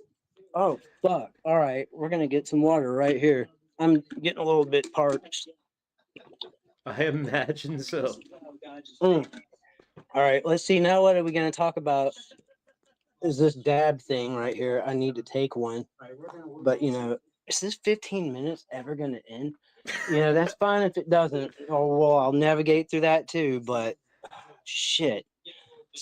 You know, oh my God, why is this room so fucking dusty? You know, I don't realize how dirty it is until I got to show off. Look, this is where I got this shirt from fucking Amoeba Records, Amoeba in Los Angeles, actually Hollywood. This is a hippie hoodie made by Mama D. Oh, dude, you gotta see this shit. Mama D made this. I got it at the Gorge in Oregon. out Mama It's D. rainbow family attire. Oh, Love shit. me a Let's see, mama what with else a do I D. have to talk about? A bunch of bullshit. Oh, look at this box over here. Oh, shit. Got a lot of shit in here. Oh, look, the Grateful Dead. Yep. Oh, look. Oh, here's some backstage passes from some of the shit I've worked on. Is that a fucking Ooh, Destiny's Child. That's when Beyonce was still Beyonce. Oh, look, here's a picture of Jamie Foxx when he called me a bitch right when I got in his face. This is Britney Spears, the Oops, I Did It Again tour. This is Incubus. Fucking, they suck. They were terrible people. dude? They let this guy. They were around horrible famous to people. Yeah. Maybe they had okay music sometimes. What else do I have in this thing? Curb Your Enthusiasm. That was great. Oh, look, it's my son. The cat? Shit, what else is going on? Yeah, Elvis. There's Elvis. Woohoo. Come on, I'm getting tired of Elvis. Fuck that. What's up? I don't think I'm ever gonna get tired of Now Elvis. it's about time I clean out from under We're my gonna have to legs. kick him off though. You know, I'm 45 and this blows. All right, what's over here? All right, let's kick him What off. the fuck? I gotcha. Oh, look, John Digweed's autograph. I know you can't hear Raves, me, but rave parties were the shit. thank you for I'd still go if I could. your appearance. It's been What? beautiful. I think I heard somebody tell me it's time to go. Or Yeah. am I just hearing shit? Dude, That was one of the best interviews we've ever done. we got to do that more often. Yeah. Dude, that was like teetering between a wet dream and a fever dream. Ugh. And just That was amazing. teensy bit of a lucid dream. Yeah. Dude, yo, Brian, if you hop back in the chat, man, just know you fucking killed it, dude. I was thoroughly entertained. I don't know how that was for anybody else, but dude, that was great. We could do that once a week. I'm cool with it. All right. Fourth and final joke concept of the night.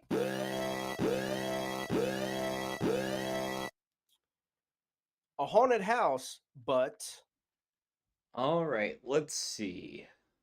Hopefully you guys are still keeping up with the reactions. We love to see it. All right. Well, you haven't been. All right. Cole Burner said, "Oh, sorry, I thought you were pausing." He said, "Bro is high enough to think he's watching us on TV right now."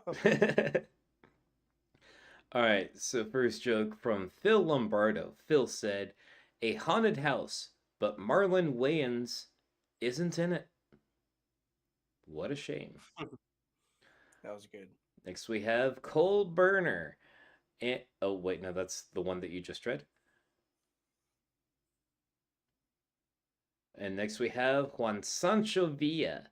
And he said, "A haunted house, but it's just Kyle Yankowski force-feeding himself bananas." And that was all the jokes that got 3 or more reactions. Come on, man. Well, you know what? To be fair, it was severely entertaining what was just happening on the screen. Yeah. So, can't fault them. Yeah.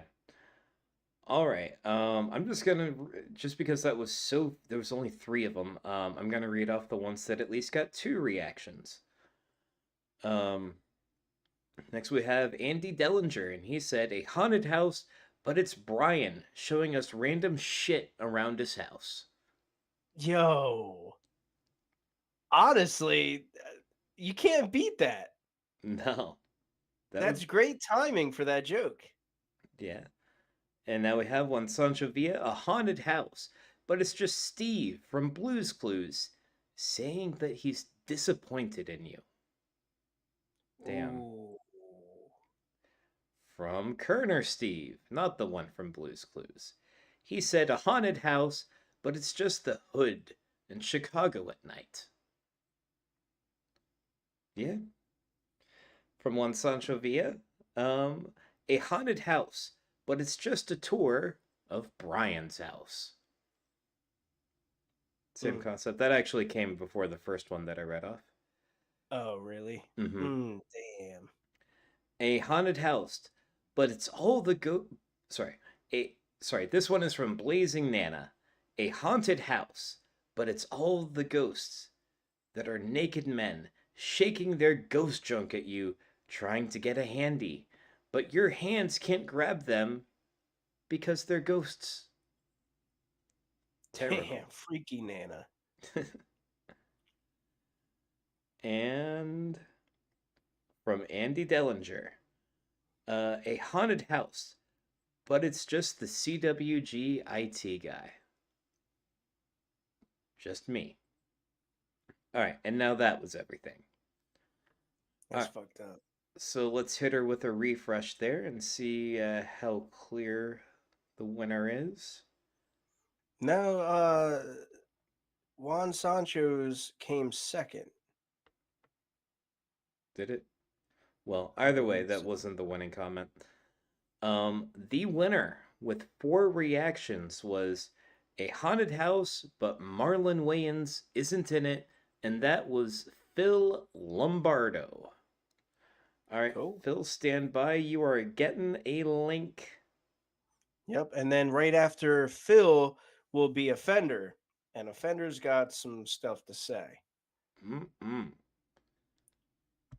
Can't wait. And oh yeah, that was the last concept, wasn't it? Yes, it was. All right, let's see if Brian Lewis made it back in the chat. I'm curious to see if yeah, he said that was wild. Yes, it was, and we wildly appreciate the experience. That was probably one of my favorite interviews of all time. Oh, dude, that was fucking great, man. I wish I just shut the fuck up. Like, I was making small little comments. Next time that happens, hopefully it happens to him again. Yeah. Because that was great. I'm just going to shut up and let it do its thing. Yeah.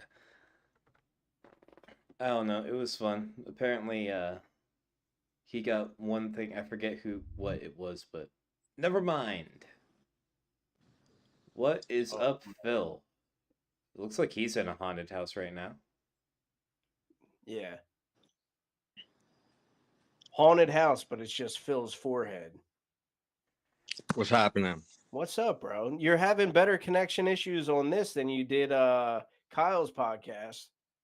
I couldn't I joined 3 times in a row and it kicked me off each time.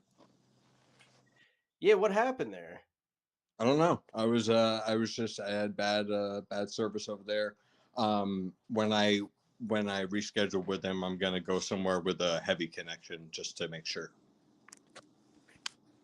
Yeah. It was fucked up though, because like I thought to myself, because he was asking you about the what do you call it? Seizures that you have? Yeah. And then all of a sudden your screen went out. And I was like, fuck, what if he's having a seizure right now and nobody knows about it?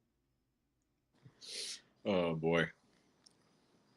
He's like, no comment. That would fucking suck. No, I have a joke. I have a joke about that. When I tell the crowd that I'm disabled, and somebody inevitably goes, yeah, right. And I look at them and I go, this would be a perfect time, if any, this would be a perfect time for one of my seizures. Yeah. And it's just like, You ever see that one comic? I forget her name, but she's up on stage and she's talking about how much Jesus must love her because no. like she's like vaccinated, Jesus loves her, all these things. She's like listing out all these things. And all of a sudden she just has like this massive, it's not even a seizure. She has something like some sort of health I don't even know, happened to her, and she just falls on stage and cracks the back of her head open. You ever see that? I did see No. that. That's great though. Dude, it was like the perfect timing. That's awesome. And apparently she's never had health issues before that. Oh, So wow. Jesus was That's even better. probably like, yeah. He was like, yo, you might want to fucking pipe down, bitch. Yeah, seriously. Yeah, that's crazy. Well, listen, while I got the platform here, I wanted to apologize for the last time I was on the show. I really, I embarrassed myself, and I really, I wasted you guys' time, and I'm really sorry. And I'm sorry. Now I'm getting emotional.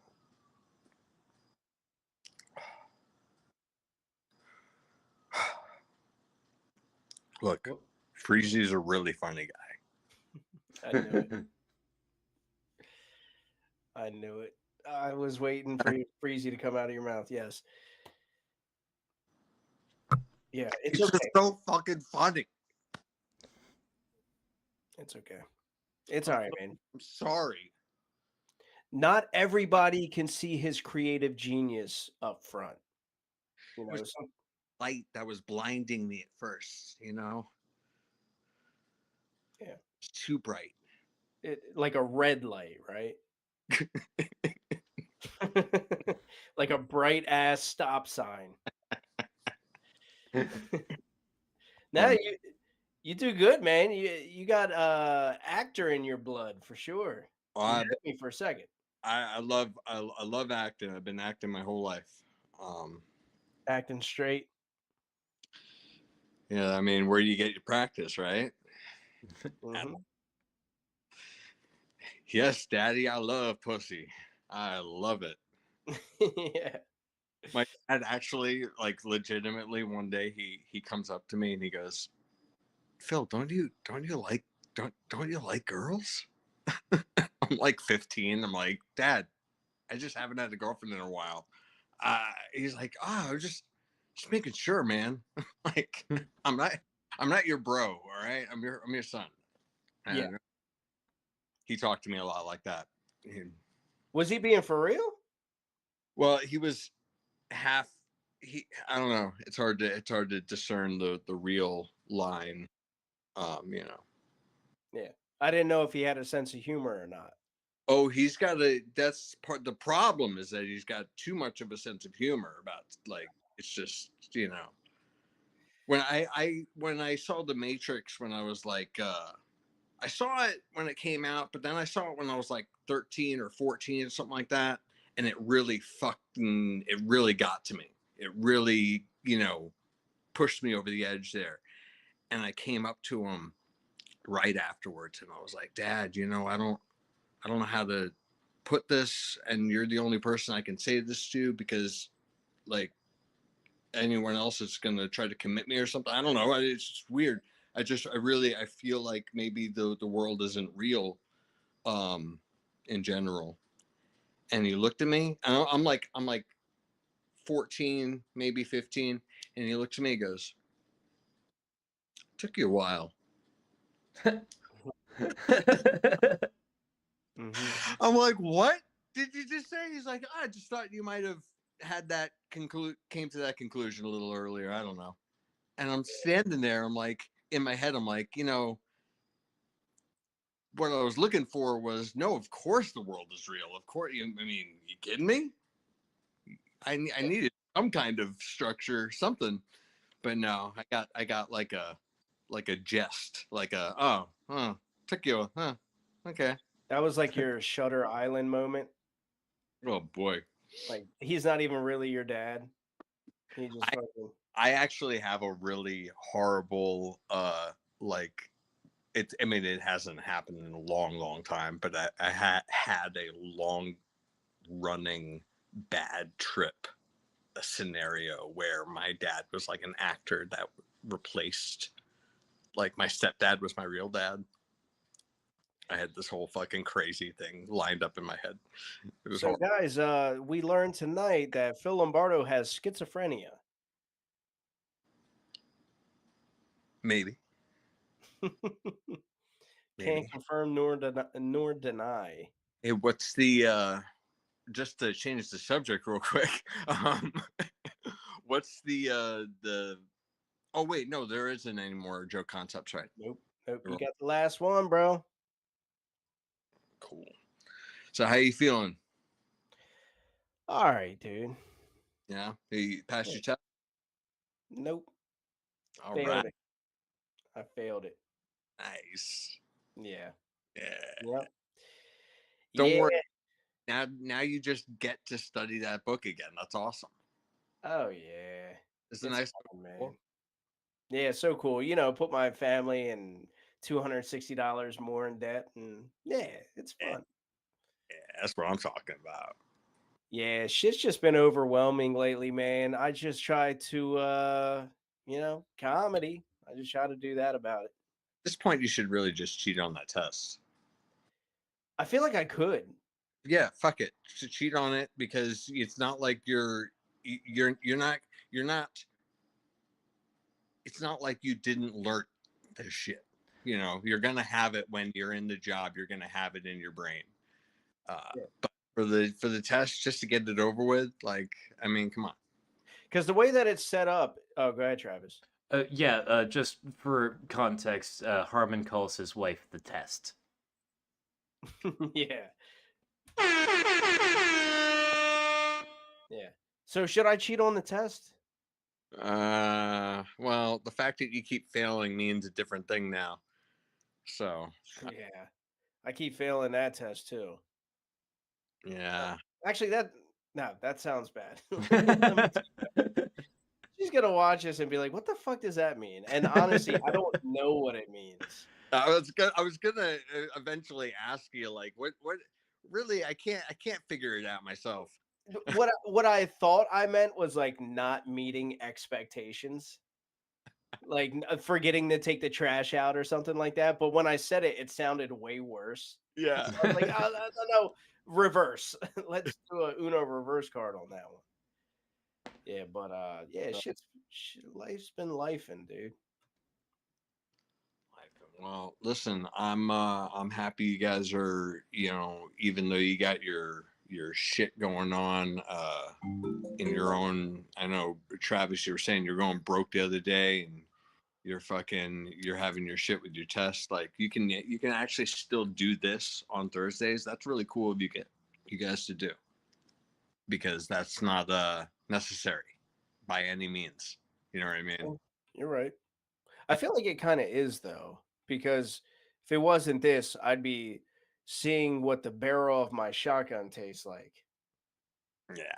Well, like, did you see how happy Brian was just now? He was fucking. I remember the first time he came on. He was just as excited. He was saying how Thursdays was his fucking favorite day of the week and anymore because of the show and stuff like that. Like, yeah, that kind of stuff is really I don't know. It's so great, man. Yeah, I mean, I'm glad, man. I'm glad. I love coming and hanging out. I know I'm a little low energy tonight. But that's fine, because like the past month, I feel like we've been great. Me and Travis have been on top of it. Been very high energy. Everything, like every episode the past month has been fucking awesome. It's been my favorite 4 episodes. I'd appreciate it if you could pick it up a little bit, Harmon. Yeah, I don't even have it in me, man. Sorry, you're gonna have to suffer. Oh, hey, did either of you see the new Eminem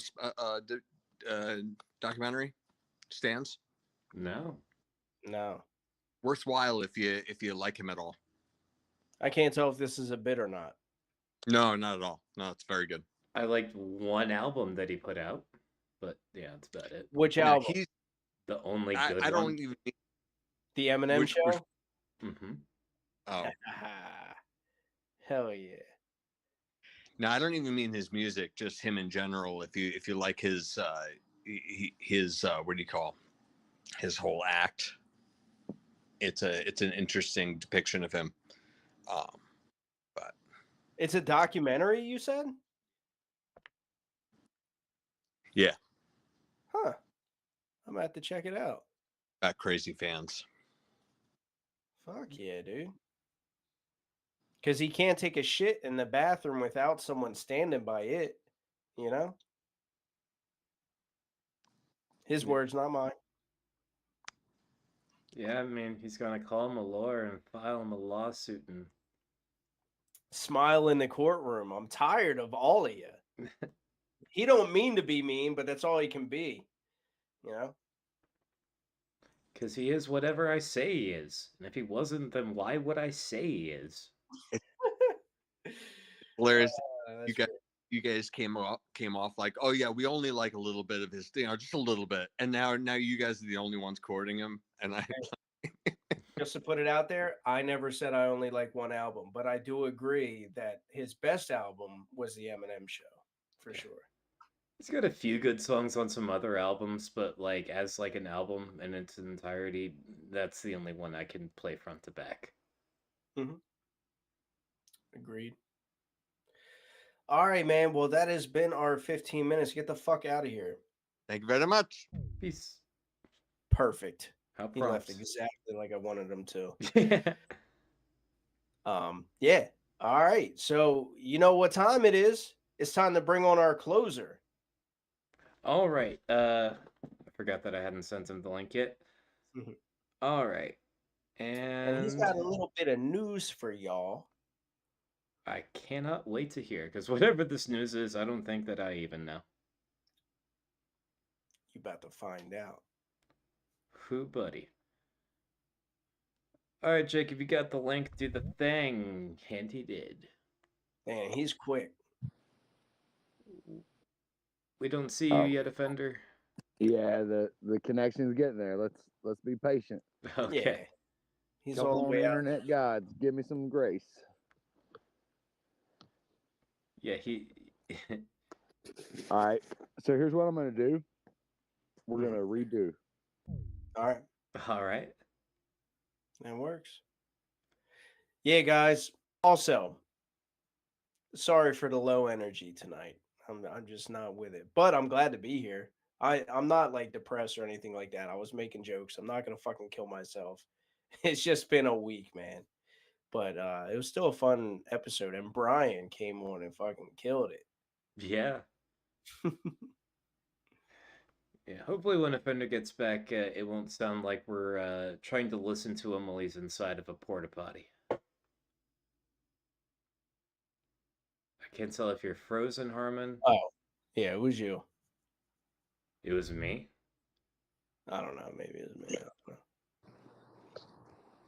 All right. Well, I'm not quite sure what's up with that. Fuck. It seems like it's getting there. Yeah. We can at least hear you. All right. You know what? I want to drop this real quick, Offender, before you get started. Guys, I don't know if it's Jitsi that's creating these issues for us, but I was talking to Travis beforehand, and Kyle and Jordan use this other app, and it's just like so convenient. You can edit on it. You can have like multiple screens on it at the same time, as in like it records each screen individually. It just seems like superior to what we use. The only thing is it would cost us $40 a month to run. If any of you guys are willing to help us out with that, that would be fucking awesome, because my ass, as lame as it sounds, can't afford it. I'm just like struggling to feed my fucking kids. So if anybody wants to contribute to that, let me know so that we could just have a better service because theirs seems great. Major step up from what we have. Yeah, I would do it, and I will be able to do it in the future. But as for right now, 2 days ago, I had to blow off an episode of Power Sauce so I can panhandle on YouTube for 7 hours straight. Should have just started an OnlyFans, dude. But you know, should have. Oh, yeah, get them fucking hosts here. Offender, what's up? All right. So I feel like I want to try this one more time, and I'm going to close out of all my other pages and see if I just don't have enough. I'm so sorry for the interruption. Bear with us, folks. It's all good. Like he was saying, someone, for the love of God, become our sponsor. For $40 a month, you can help make this podcast survive, okay? So I don't have to have, I'm going to get canceled because of black screen. I didn't even do blackface. I'm going to get canceled because of black screen, okay? Yeah, right. All right, I'll be right back. We're going to try it again. Sounds good, bro. Yeah, he's like Drewski except white. Like what's the first letter of Jacob's name? J. So Jewski. Any which way you flip that joke is bad. Yeah. Which that Drewski bit that he did where he like made himself like all white, but even like fucking painted his nipples pink and shit. Yeah. Fucking genius. All right, well, you know, we're sticking with blackface, guys. All right. Black screen, I mean, sorry. Sorry for saying blackface. I'm not allowed to say blackface. Yeah. Dude, this is how D Madness sees the world. Yeah. Just a giant green 05 in the middle of his vision at all times. Yeah. Gentlemen, how we feeling? Good, man. Hold on, because who said that the other day? So I think somebody was in the chat talking about D Madness, and they were like, "What if D Madness thinks that Aaron Belial isn't real, and he thinks that Tony's just fucking with him?" Ooh, interesting concept. I like Yeah, that. Except that for was we cool. can see. I forget who said that. Whoever said that, put your name in the chat. Sorry, dude. You're good, bro. Hit that fucking thing. Hell yeah. Yeah, it's big black cock, dude. Mhm. Now that he's not on screen, he can smoke crack like he wants.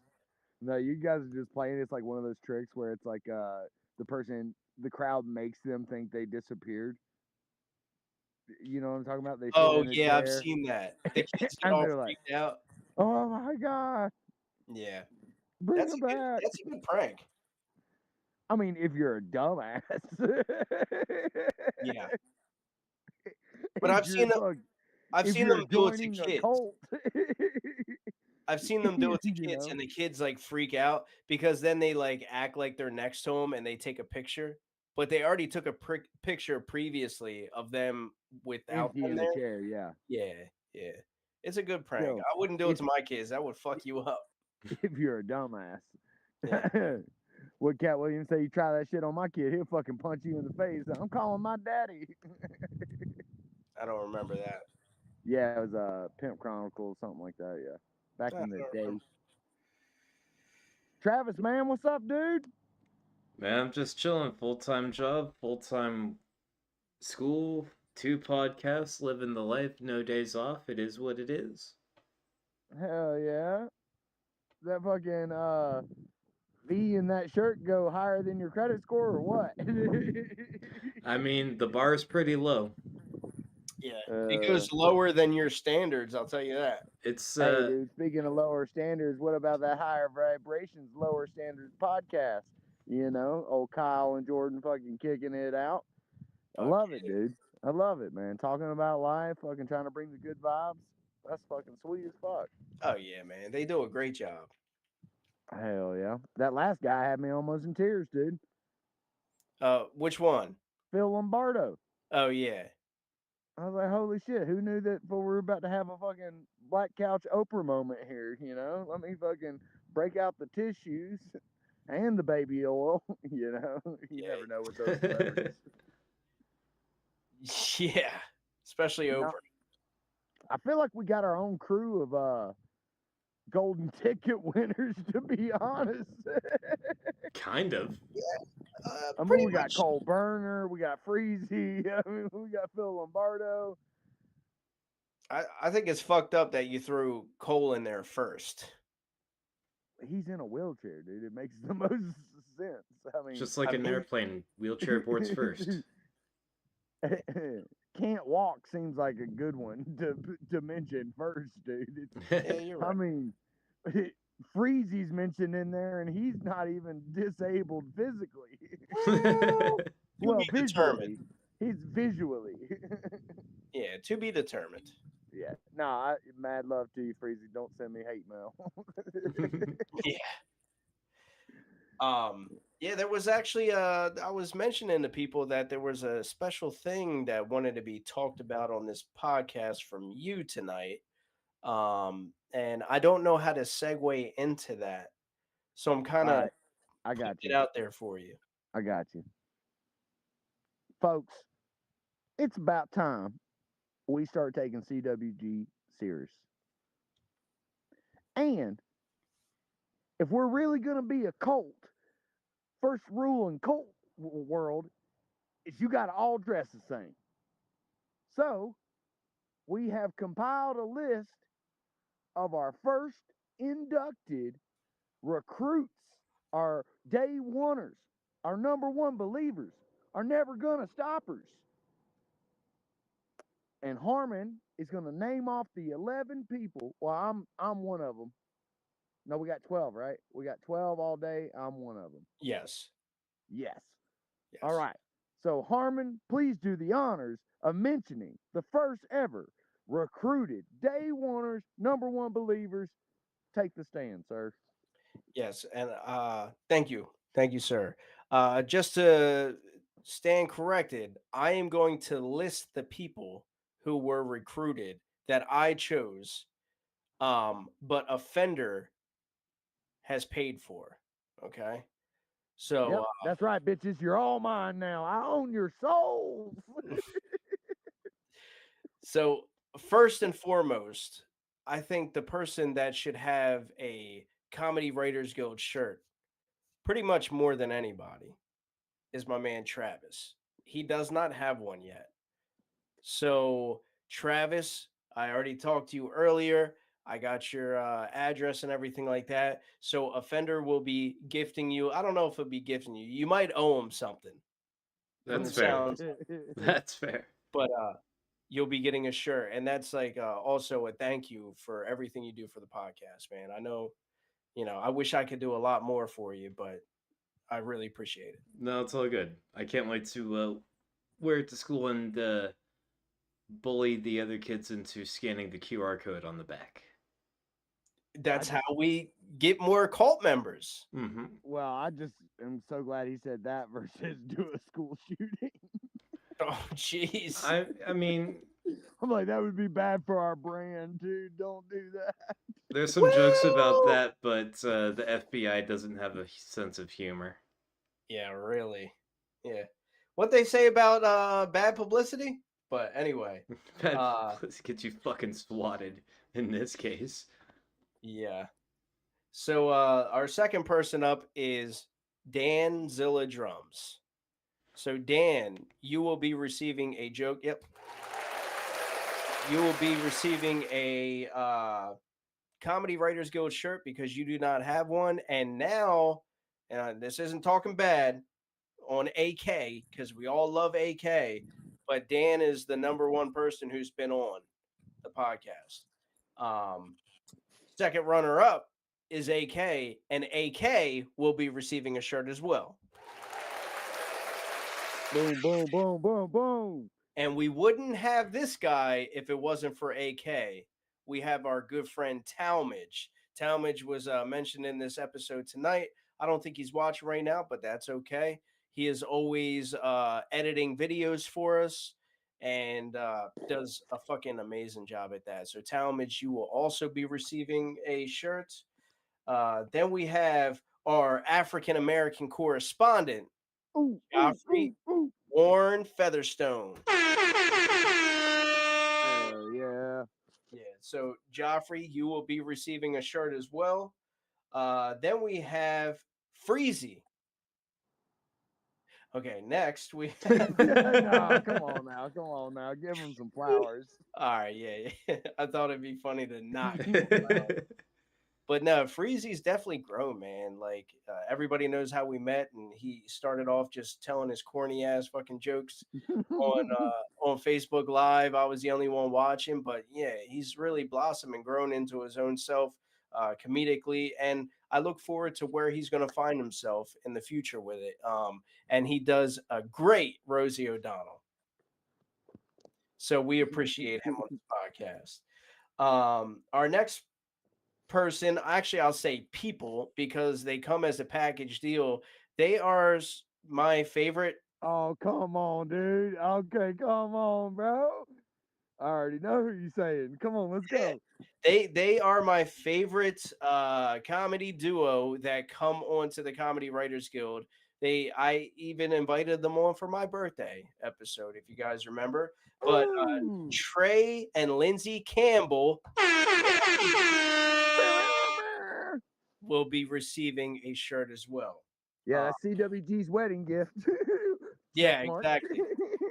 Congratulations on the wedding. And just to clarify, they won't be receiving a shirt, not to share. You both get your own shirt. And then we have, this guy's really growing on everybody. I know he's growing on me for sure. But we have Juan Sancho Pancho via comedy. Great fucking guy. I think he has amazing potential. Real fucking comic out there in Austin doing his thing. And he definitely, like, he's one of the newest members, but he's been solid, dude. And he's been damn near making it on every week. And he's also, he's always a good guy to talk to. So Juan Sancho, will be sending that your way. And we also have everybody's favorite Nana, Blazing Nana. Not only is she loved on the podcast, is she loved from Kill Tony, but she also has helped out Offender with him moving up north and giving him a place to leave his vehicle while he comes up north, and helping him out when he needed air conditioning, and just always being there. So any friend and family to Offender is a friend and family to me. And she's also been a friend and family to the Comedy Writers Guild. So Nana, you will be receiving a shirt as well. And I saved this one for last, right? I believe that's everybody. 1, 2, 3, 4, 5, 6, 7, 8, 9, 10. Yes. So I saved this one for last. Another person that is going to be receiving a shirt doesn't get mentioned that often, but she's been an A1 day one, and she helps out tremendously just by doing small things like commenting in the chats. Guys, make sure to like this. Make sure to respond. She always shares Comedy Writers Guild stuff. She helps run the Comedy Writers Guild page, and she just deserves all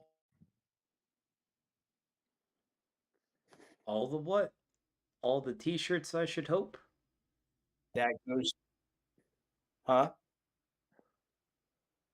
You're having connectivity issues like a son of a bitch. All right, she deserves all the what now, Harmon? All the love in the world. I right? agree. Especially from us at Comedy Writers Guild. So, yes, everybody guessed correctly. Amanda will be receiving a shirt as well. So, if you heard your names, I'd like to real quick, I'd like to give a another name real fast. Notice that Pickle Rick did not get a shirt. I was about to I'll send another 20, dude. We gotta get Pickle Rick. Where's Pickle Rick? Yeah, Pickle Rick did not get a shirt. And you know what? I don't think he's ever even gonna make it on the fucking podcast ever again, dude. Why? Because he's not fucking funny. No. Fell off. Don't say that. Dude, get the fuck out of here. If you think Pickle Rick's funny, get the fuck out of the chat. Whatever.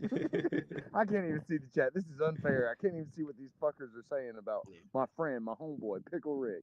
Well, you might not be able to see the chat, and Pickle Rick's not in there, right? But if he was, it wouldn't be anything funny. I'll tell you that much. Dude, he's funny looking, okay? He's funny looking. He's an honorable mention, and the next time that that I'm up in some money, which is never, but when I am, Next Pickle time Rick, Offender goes on the road. what? I said next time Offender goes on the road. Yeah, exactly. A little bit of money and does another spree buy. But can I say something here at this point? Yeah, for sure.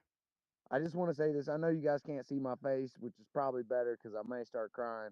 But at the end of the day, to every one of you CWG members, thanks for all the support, the love, the kindness, the inspiration, the you can do this, you got this. Some of us have always been here before the podcast. We were in the Discord together.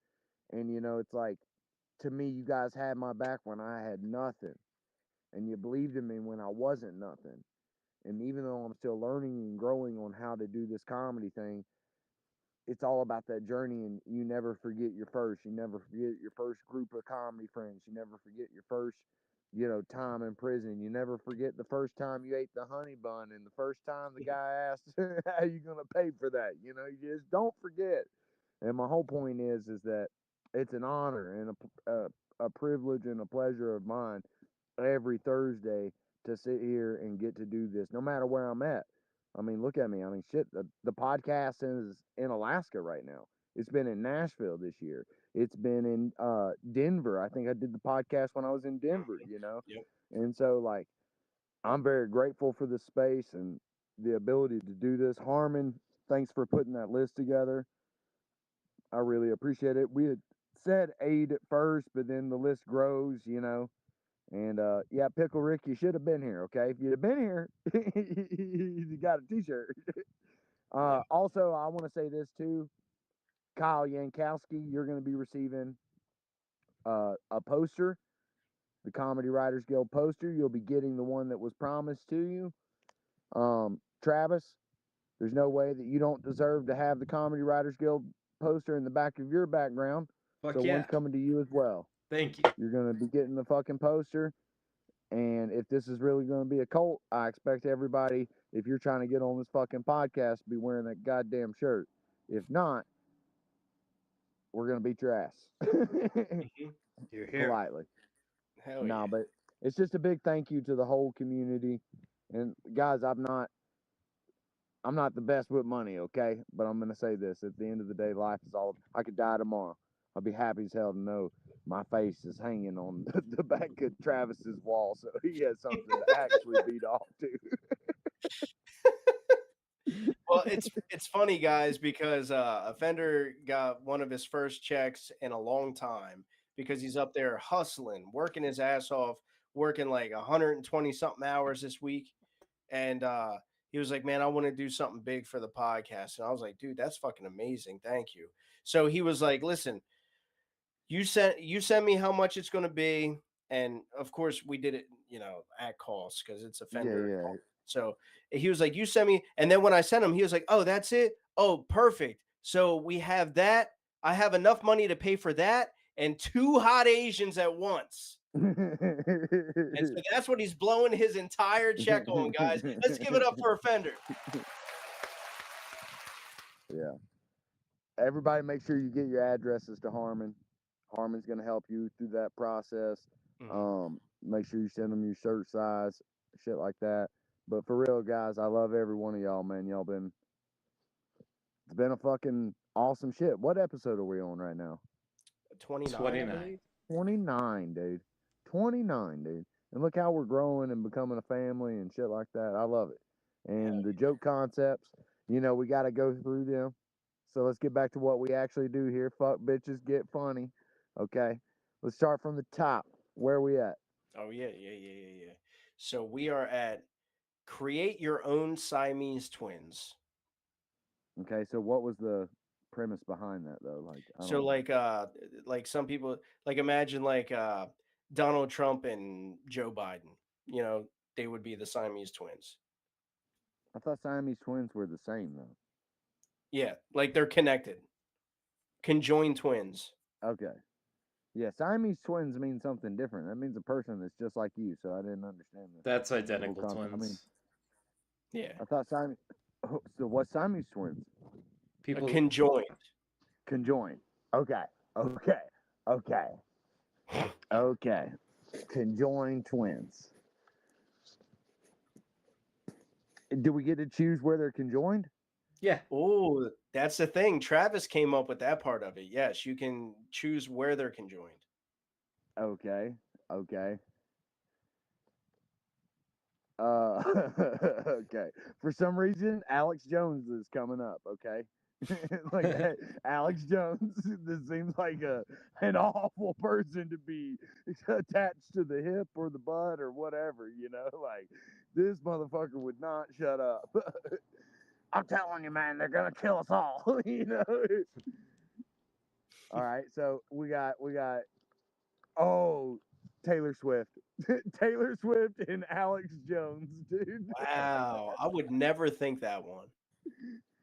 Hey, that's two of the opposites, though. You got to go opposite. You know what though? You know where I thought you were gonna go with it? I thought you were gonna say me conjoined with two hot Asians. Hell yeah, that would have been smart. But I only have one hot Asian in my life. One hot Asian. What's up, baby? You're My South right. Korean princess out there. She's watching. You're No, right. but okay. Hold on. I want to do that one again though. Conjoined twins. All right. Come on, give me a good one. This is dumb and it's fucked up, but the Liver King and Joe Rogan, and they're fucking. Oh God, conjoined at the ass. No, it's a dick. Oh God, dude. Well, I meant like ass to dick, but No, dick to dick. That's where they're conjoined at. that dick's getting ripped. No, but Joe's is bigger though. You know, it's gonna survive. Yeah. I would say Peng Dang and Mark Zuckerberg conjoined at the asshole trying to shit all over all of our fun. Pang Dang. Why do you choose him? Because he likes to shit all over fun. Okay. All right. I don't think all I right. thought of one. What's the next one? Oh, what would make the wait at the DMV more tolerable? Yeah, on that one I did write something, which was, and I remember it because it was funny. Okay, that's how you know it was funny, is if you can remember it. And it's if all the workers were midgets and they had to work holidays and they dressed accordingly. That was my favorite one. That was my favorite one too. I mean, that would be adventurous, bro. Like, imagine you walk in and it's like, oh fuck, I forgot it's fucking Easter Sunday. You know, they're all like dressed as fucking Easter eggs and shit. I feel like Oh shit. if everyone was doing that everywhere, we could just eliminate depression from the world. Really? Now we just got to come up with a bunch of midgets. Oh, dude, Austin, Texas had some. I mean, I'm not talking about the Hispanic people that are there. I'm talking about like real midgets, like not Oompa Loompas either, like real certified. I mean, probably in the Lollipop Guild, but they were there doing midget wrestling, and I saw a band of them get out, dude. And I'm talking about they had every nationality, dude. One thing about dwarfism is it does not discriminate. It'll take anybody to be a little man. You know? True. I mean, they're big men in their hearts, though. You know? Juan Sancho, we apologize for whatever he just said. Yeah, well, I'm you know, here lately, people have been telling me I probably need to change. They've been telling me so often that I'm just like, fuck it, maybe I do need to transition to the lower 48. Fuck Alaska. No, I'm joking. I'm joking. Nah, dude. All right. What's the next joke concept? Yep. Third one is celebrity autobiography and its title. Okay. I think on this one, I had wrote two things. I think one of them I remember was Tiger King. Mufasa's revenge. Yeah, you named a lion. Well, dude, I'm from Alabama, dude. Come on now. Touche. Okay, I give you that. Hey, and Tiger King, you know, he fucks with all types of cats. He likes them man pussies, them bussies. That's what I'm trying to say. No, okay. And then I named another one. Travis, by chance, Young Jamie, can you pull that up? No, Travis, do you remember the I couldn't probably find it with an ass ton of scrolling here. Sorry to make you do an ass ton. I mean, I wish it was just like a taint ton, but it's all right. Here, you want to go off to the next one? Yeah. Oh, by the way, so that one was donated to me. That concept, celebrity autobiography, and its title. It was donated to me by Zach No Breaks. Hell yeah. Right? And he actually had a response for it, and it would have won, dude. His response was fucking great. He said Bill Cosby, and the title would be Kids Say the Darnest Things. I was like, dude, that's perfect. I found Defender's other joke. It was about Rick Ross. Do you want to say it yourself? Oh yeah. Freeway Rick Ross. Flickadoris. But again, that's not Rick Ross. Yeah, it is. No. So it's you mix up a tiger with a lion, and then you mix up Rick Ross with somebody else. Hold on, Yeah, is it Rick Ross? listen to me. Time out. You're mistaken. I'm not talking about the rap star that stole the persona of Freeway Rick Ross. I'm talking about the real deal Rick Ross that went to prison for serving up cocaine that he bought from the CIA. And his fucking autobiography would be Flickadoris. Okay. You got that. You had one more regarding Epstein. Oh, okay. Hold I on. saw that. What? Oh, yeah. Come on. I forgot it already. Come on, Travis. Help a brother out. It's hi, I am Epstein, and I didn't kill myself. Yeah. Hey, that's pretty good. What about this one? A haunted house, but Okay, and it's like weird things. yeah, just like things that people fear, like social fears or anxiety or something like that. Yeah. A haunted house, but okay. Fucking. Okay, hold on. Damn it. You got me stumped here now. I got to think. Here's my example. I feel like Here's the one that I came up with. A haunted house, but you're not allowed to wear shoes, and Harmon is the ghost.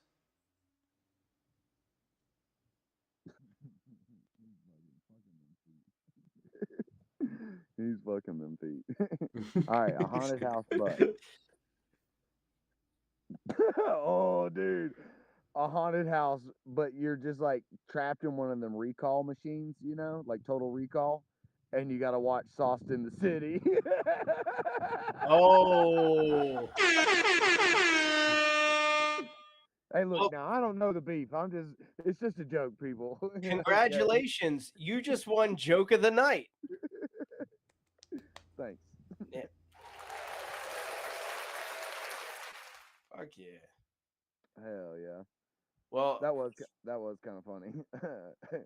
Offender, we want to say thank you, man, for supporting the Comedy Writers Guild. The Comedy Writers Guild got your back. I got your back. But Bro, I thought we weren't going to talk about that on screen anymore, dude. And your front. I told you to get it in my eye. You got it on my back. It ruined the whole fucking movie, dude. I think he's secretly gay, dude. What do you think, Travis? I wouldn't know. I wouldn't know anything about being secretly gay. Yeah. Hold on. Dude, by the way, if you guys always see this shit on my shirt, it's always catch my attention. That's why I'm always going like that. There's nothing there. But anyway, Yeah, that's just residuals from the days you used to do drugs. Yeah, I didn't even have this shirt when I was doing drugs. I don't want to hear that. No, it's just like when they think they have bugs on them. Oh yeah, There's it's no just like bugs. dust falling out of my nose. I don't know if there's like glitter in this shirt or what, dude. But the shirts are great, guys, and you'll be receiving them here shortly. But Offender, thank you for coming on, man, and always being a part of this. And your contribution tonight, like, is fucking amazing, dude. I couldn't have done that. So you being able to do that and taking the opportunity to do it is great. Thank you. Dude, I will say this. I know what this shiny sparkly stuff is on the shirt. It's not glitter. It's the tears of those small children that made that motherfucker. No, I think it's the tears of folks over at Salston, the city. Okay, I'm gonna get in so much trouble. I'm starting beef. Don't start no shit, won't be no shit. My bad, folks. You brought it up. Now it's on my mind. I know. Okay, hold on. A haunted house, but okay, a haunted house, but okay. Speaking of comedy, right? So a haunted house, but it's Tony Hinchcliffe, and he's gonna take you through the 1,000 dildos that he owns. No, you actually, what I was really gonna say, it's all the shit comics that don't prepare and don't fucking take the shit seriously, and you're just trapped in a house of horrors of listening to fucking street jokes and bad kangaroo jokes. There's an inside story to that part. The kangaroo part?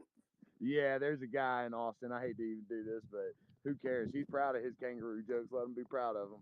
But I can't stand it. Every time I hear it, I think, holy shit, dude. You guys let this fucking drunk homeless person get. I am the only drunk homeless person that can get on stage, dude. Fuck this drunk homeless person. He makes us look bad. I don't know. He's got a bunch of kangaroo jokes. They're very short, dumb, corny. And it is what it is. People do comedy for all their own reasons. I'm not trying to rain on that guy's parade, but when you're trying to really hustle, you're really trying to make real jokes, and you're really trying to learn this craft, and you're not just doing it belligerently, it's offensive when someone shows up. Maybe he thinks he knows comedy, man, but I would say he don't know jack. Oh, that's good. I think that's where we end it tonight, guys. I'm sorry that the video didn't work. It's all good, man. People are complimenting your southern accent, so a little bit of gay SMR for them. I'll be honest though. To be honest, I'm not in Alaska. Someone please send help. I'm trapped in Travis's basement. Yes, the Travis is basement in an that apartment. have in He's my nice enough- upstairs one-bedroom apartment. Nah, don't let them fool you, dude. He's in a government lab, dude. He's in a government. Send help, dude. Send help. All right, All man. right. I'm hopping on Discord. Any of these OG members that want to fucking hop on Discord, hop on. Let's talk. I love you guys, Travis, Harmon. Another episode, another week, man. We're doing it, man. We Yes, continue sir. to grow. We continue to fuck bitches and get funny. Let's go. Hell yeah, man. Love you, bro. Yep. All right, peace and love, bro. See you. All right, that concludes episode 29. How amazing is that, guys? So if you heard your name mentioned tonight, most of you I reached out to. Some of you I kept it a surprise, but just send me your address and we will get that shipped out to you as soon as possible. But thank you, Offender. Thank you for everybody coming on. Guest of the night, Brian Lewis. Oh yeah.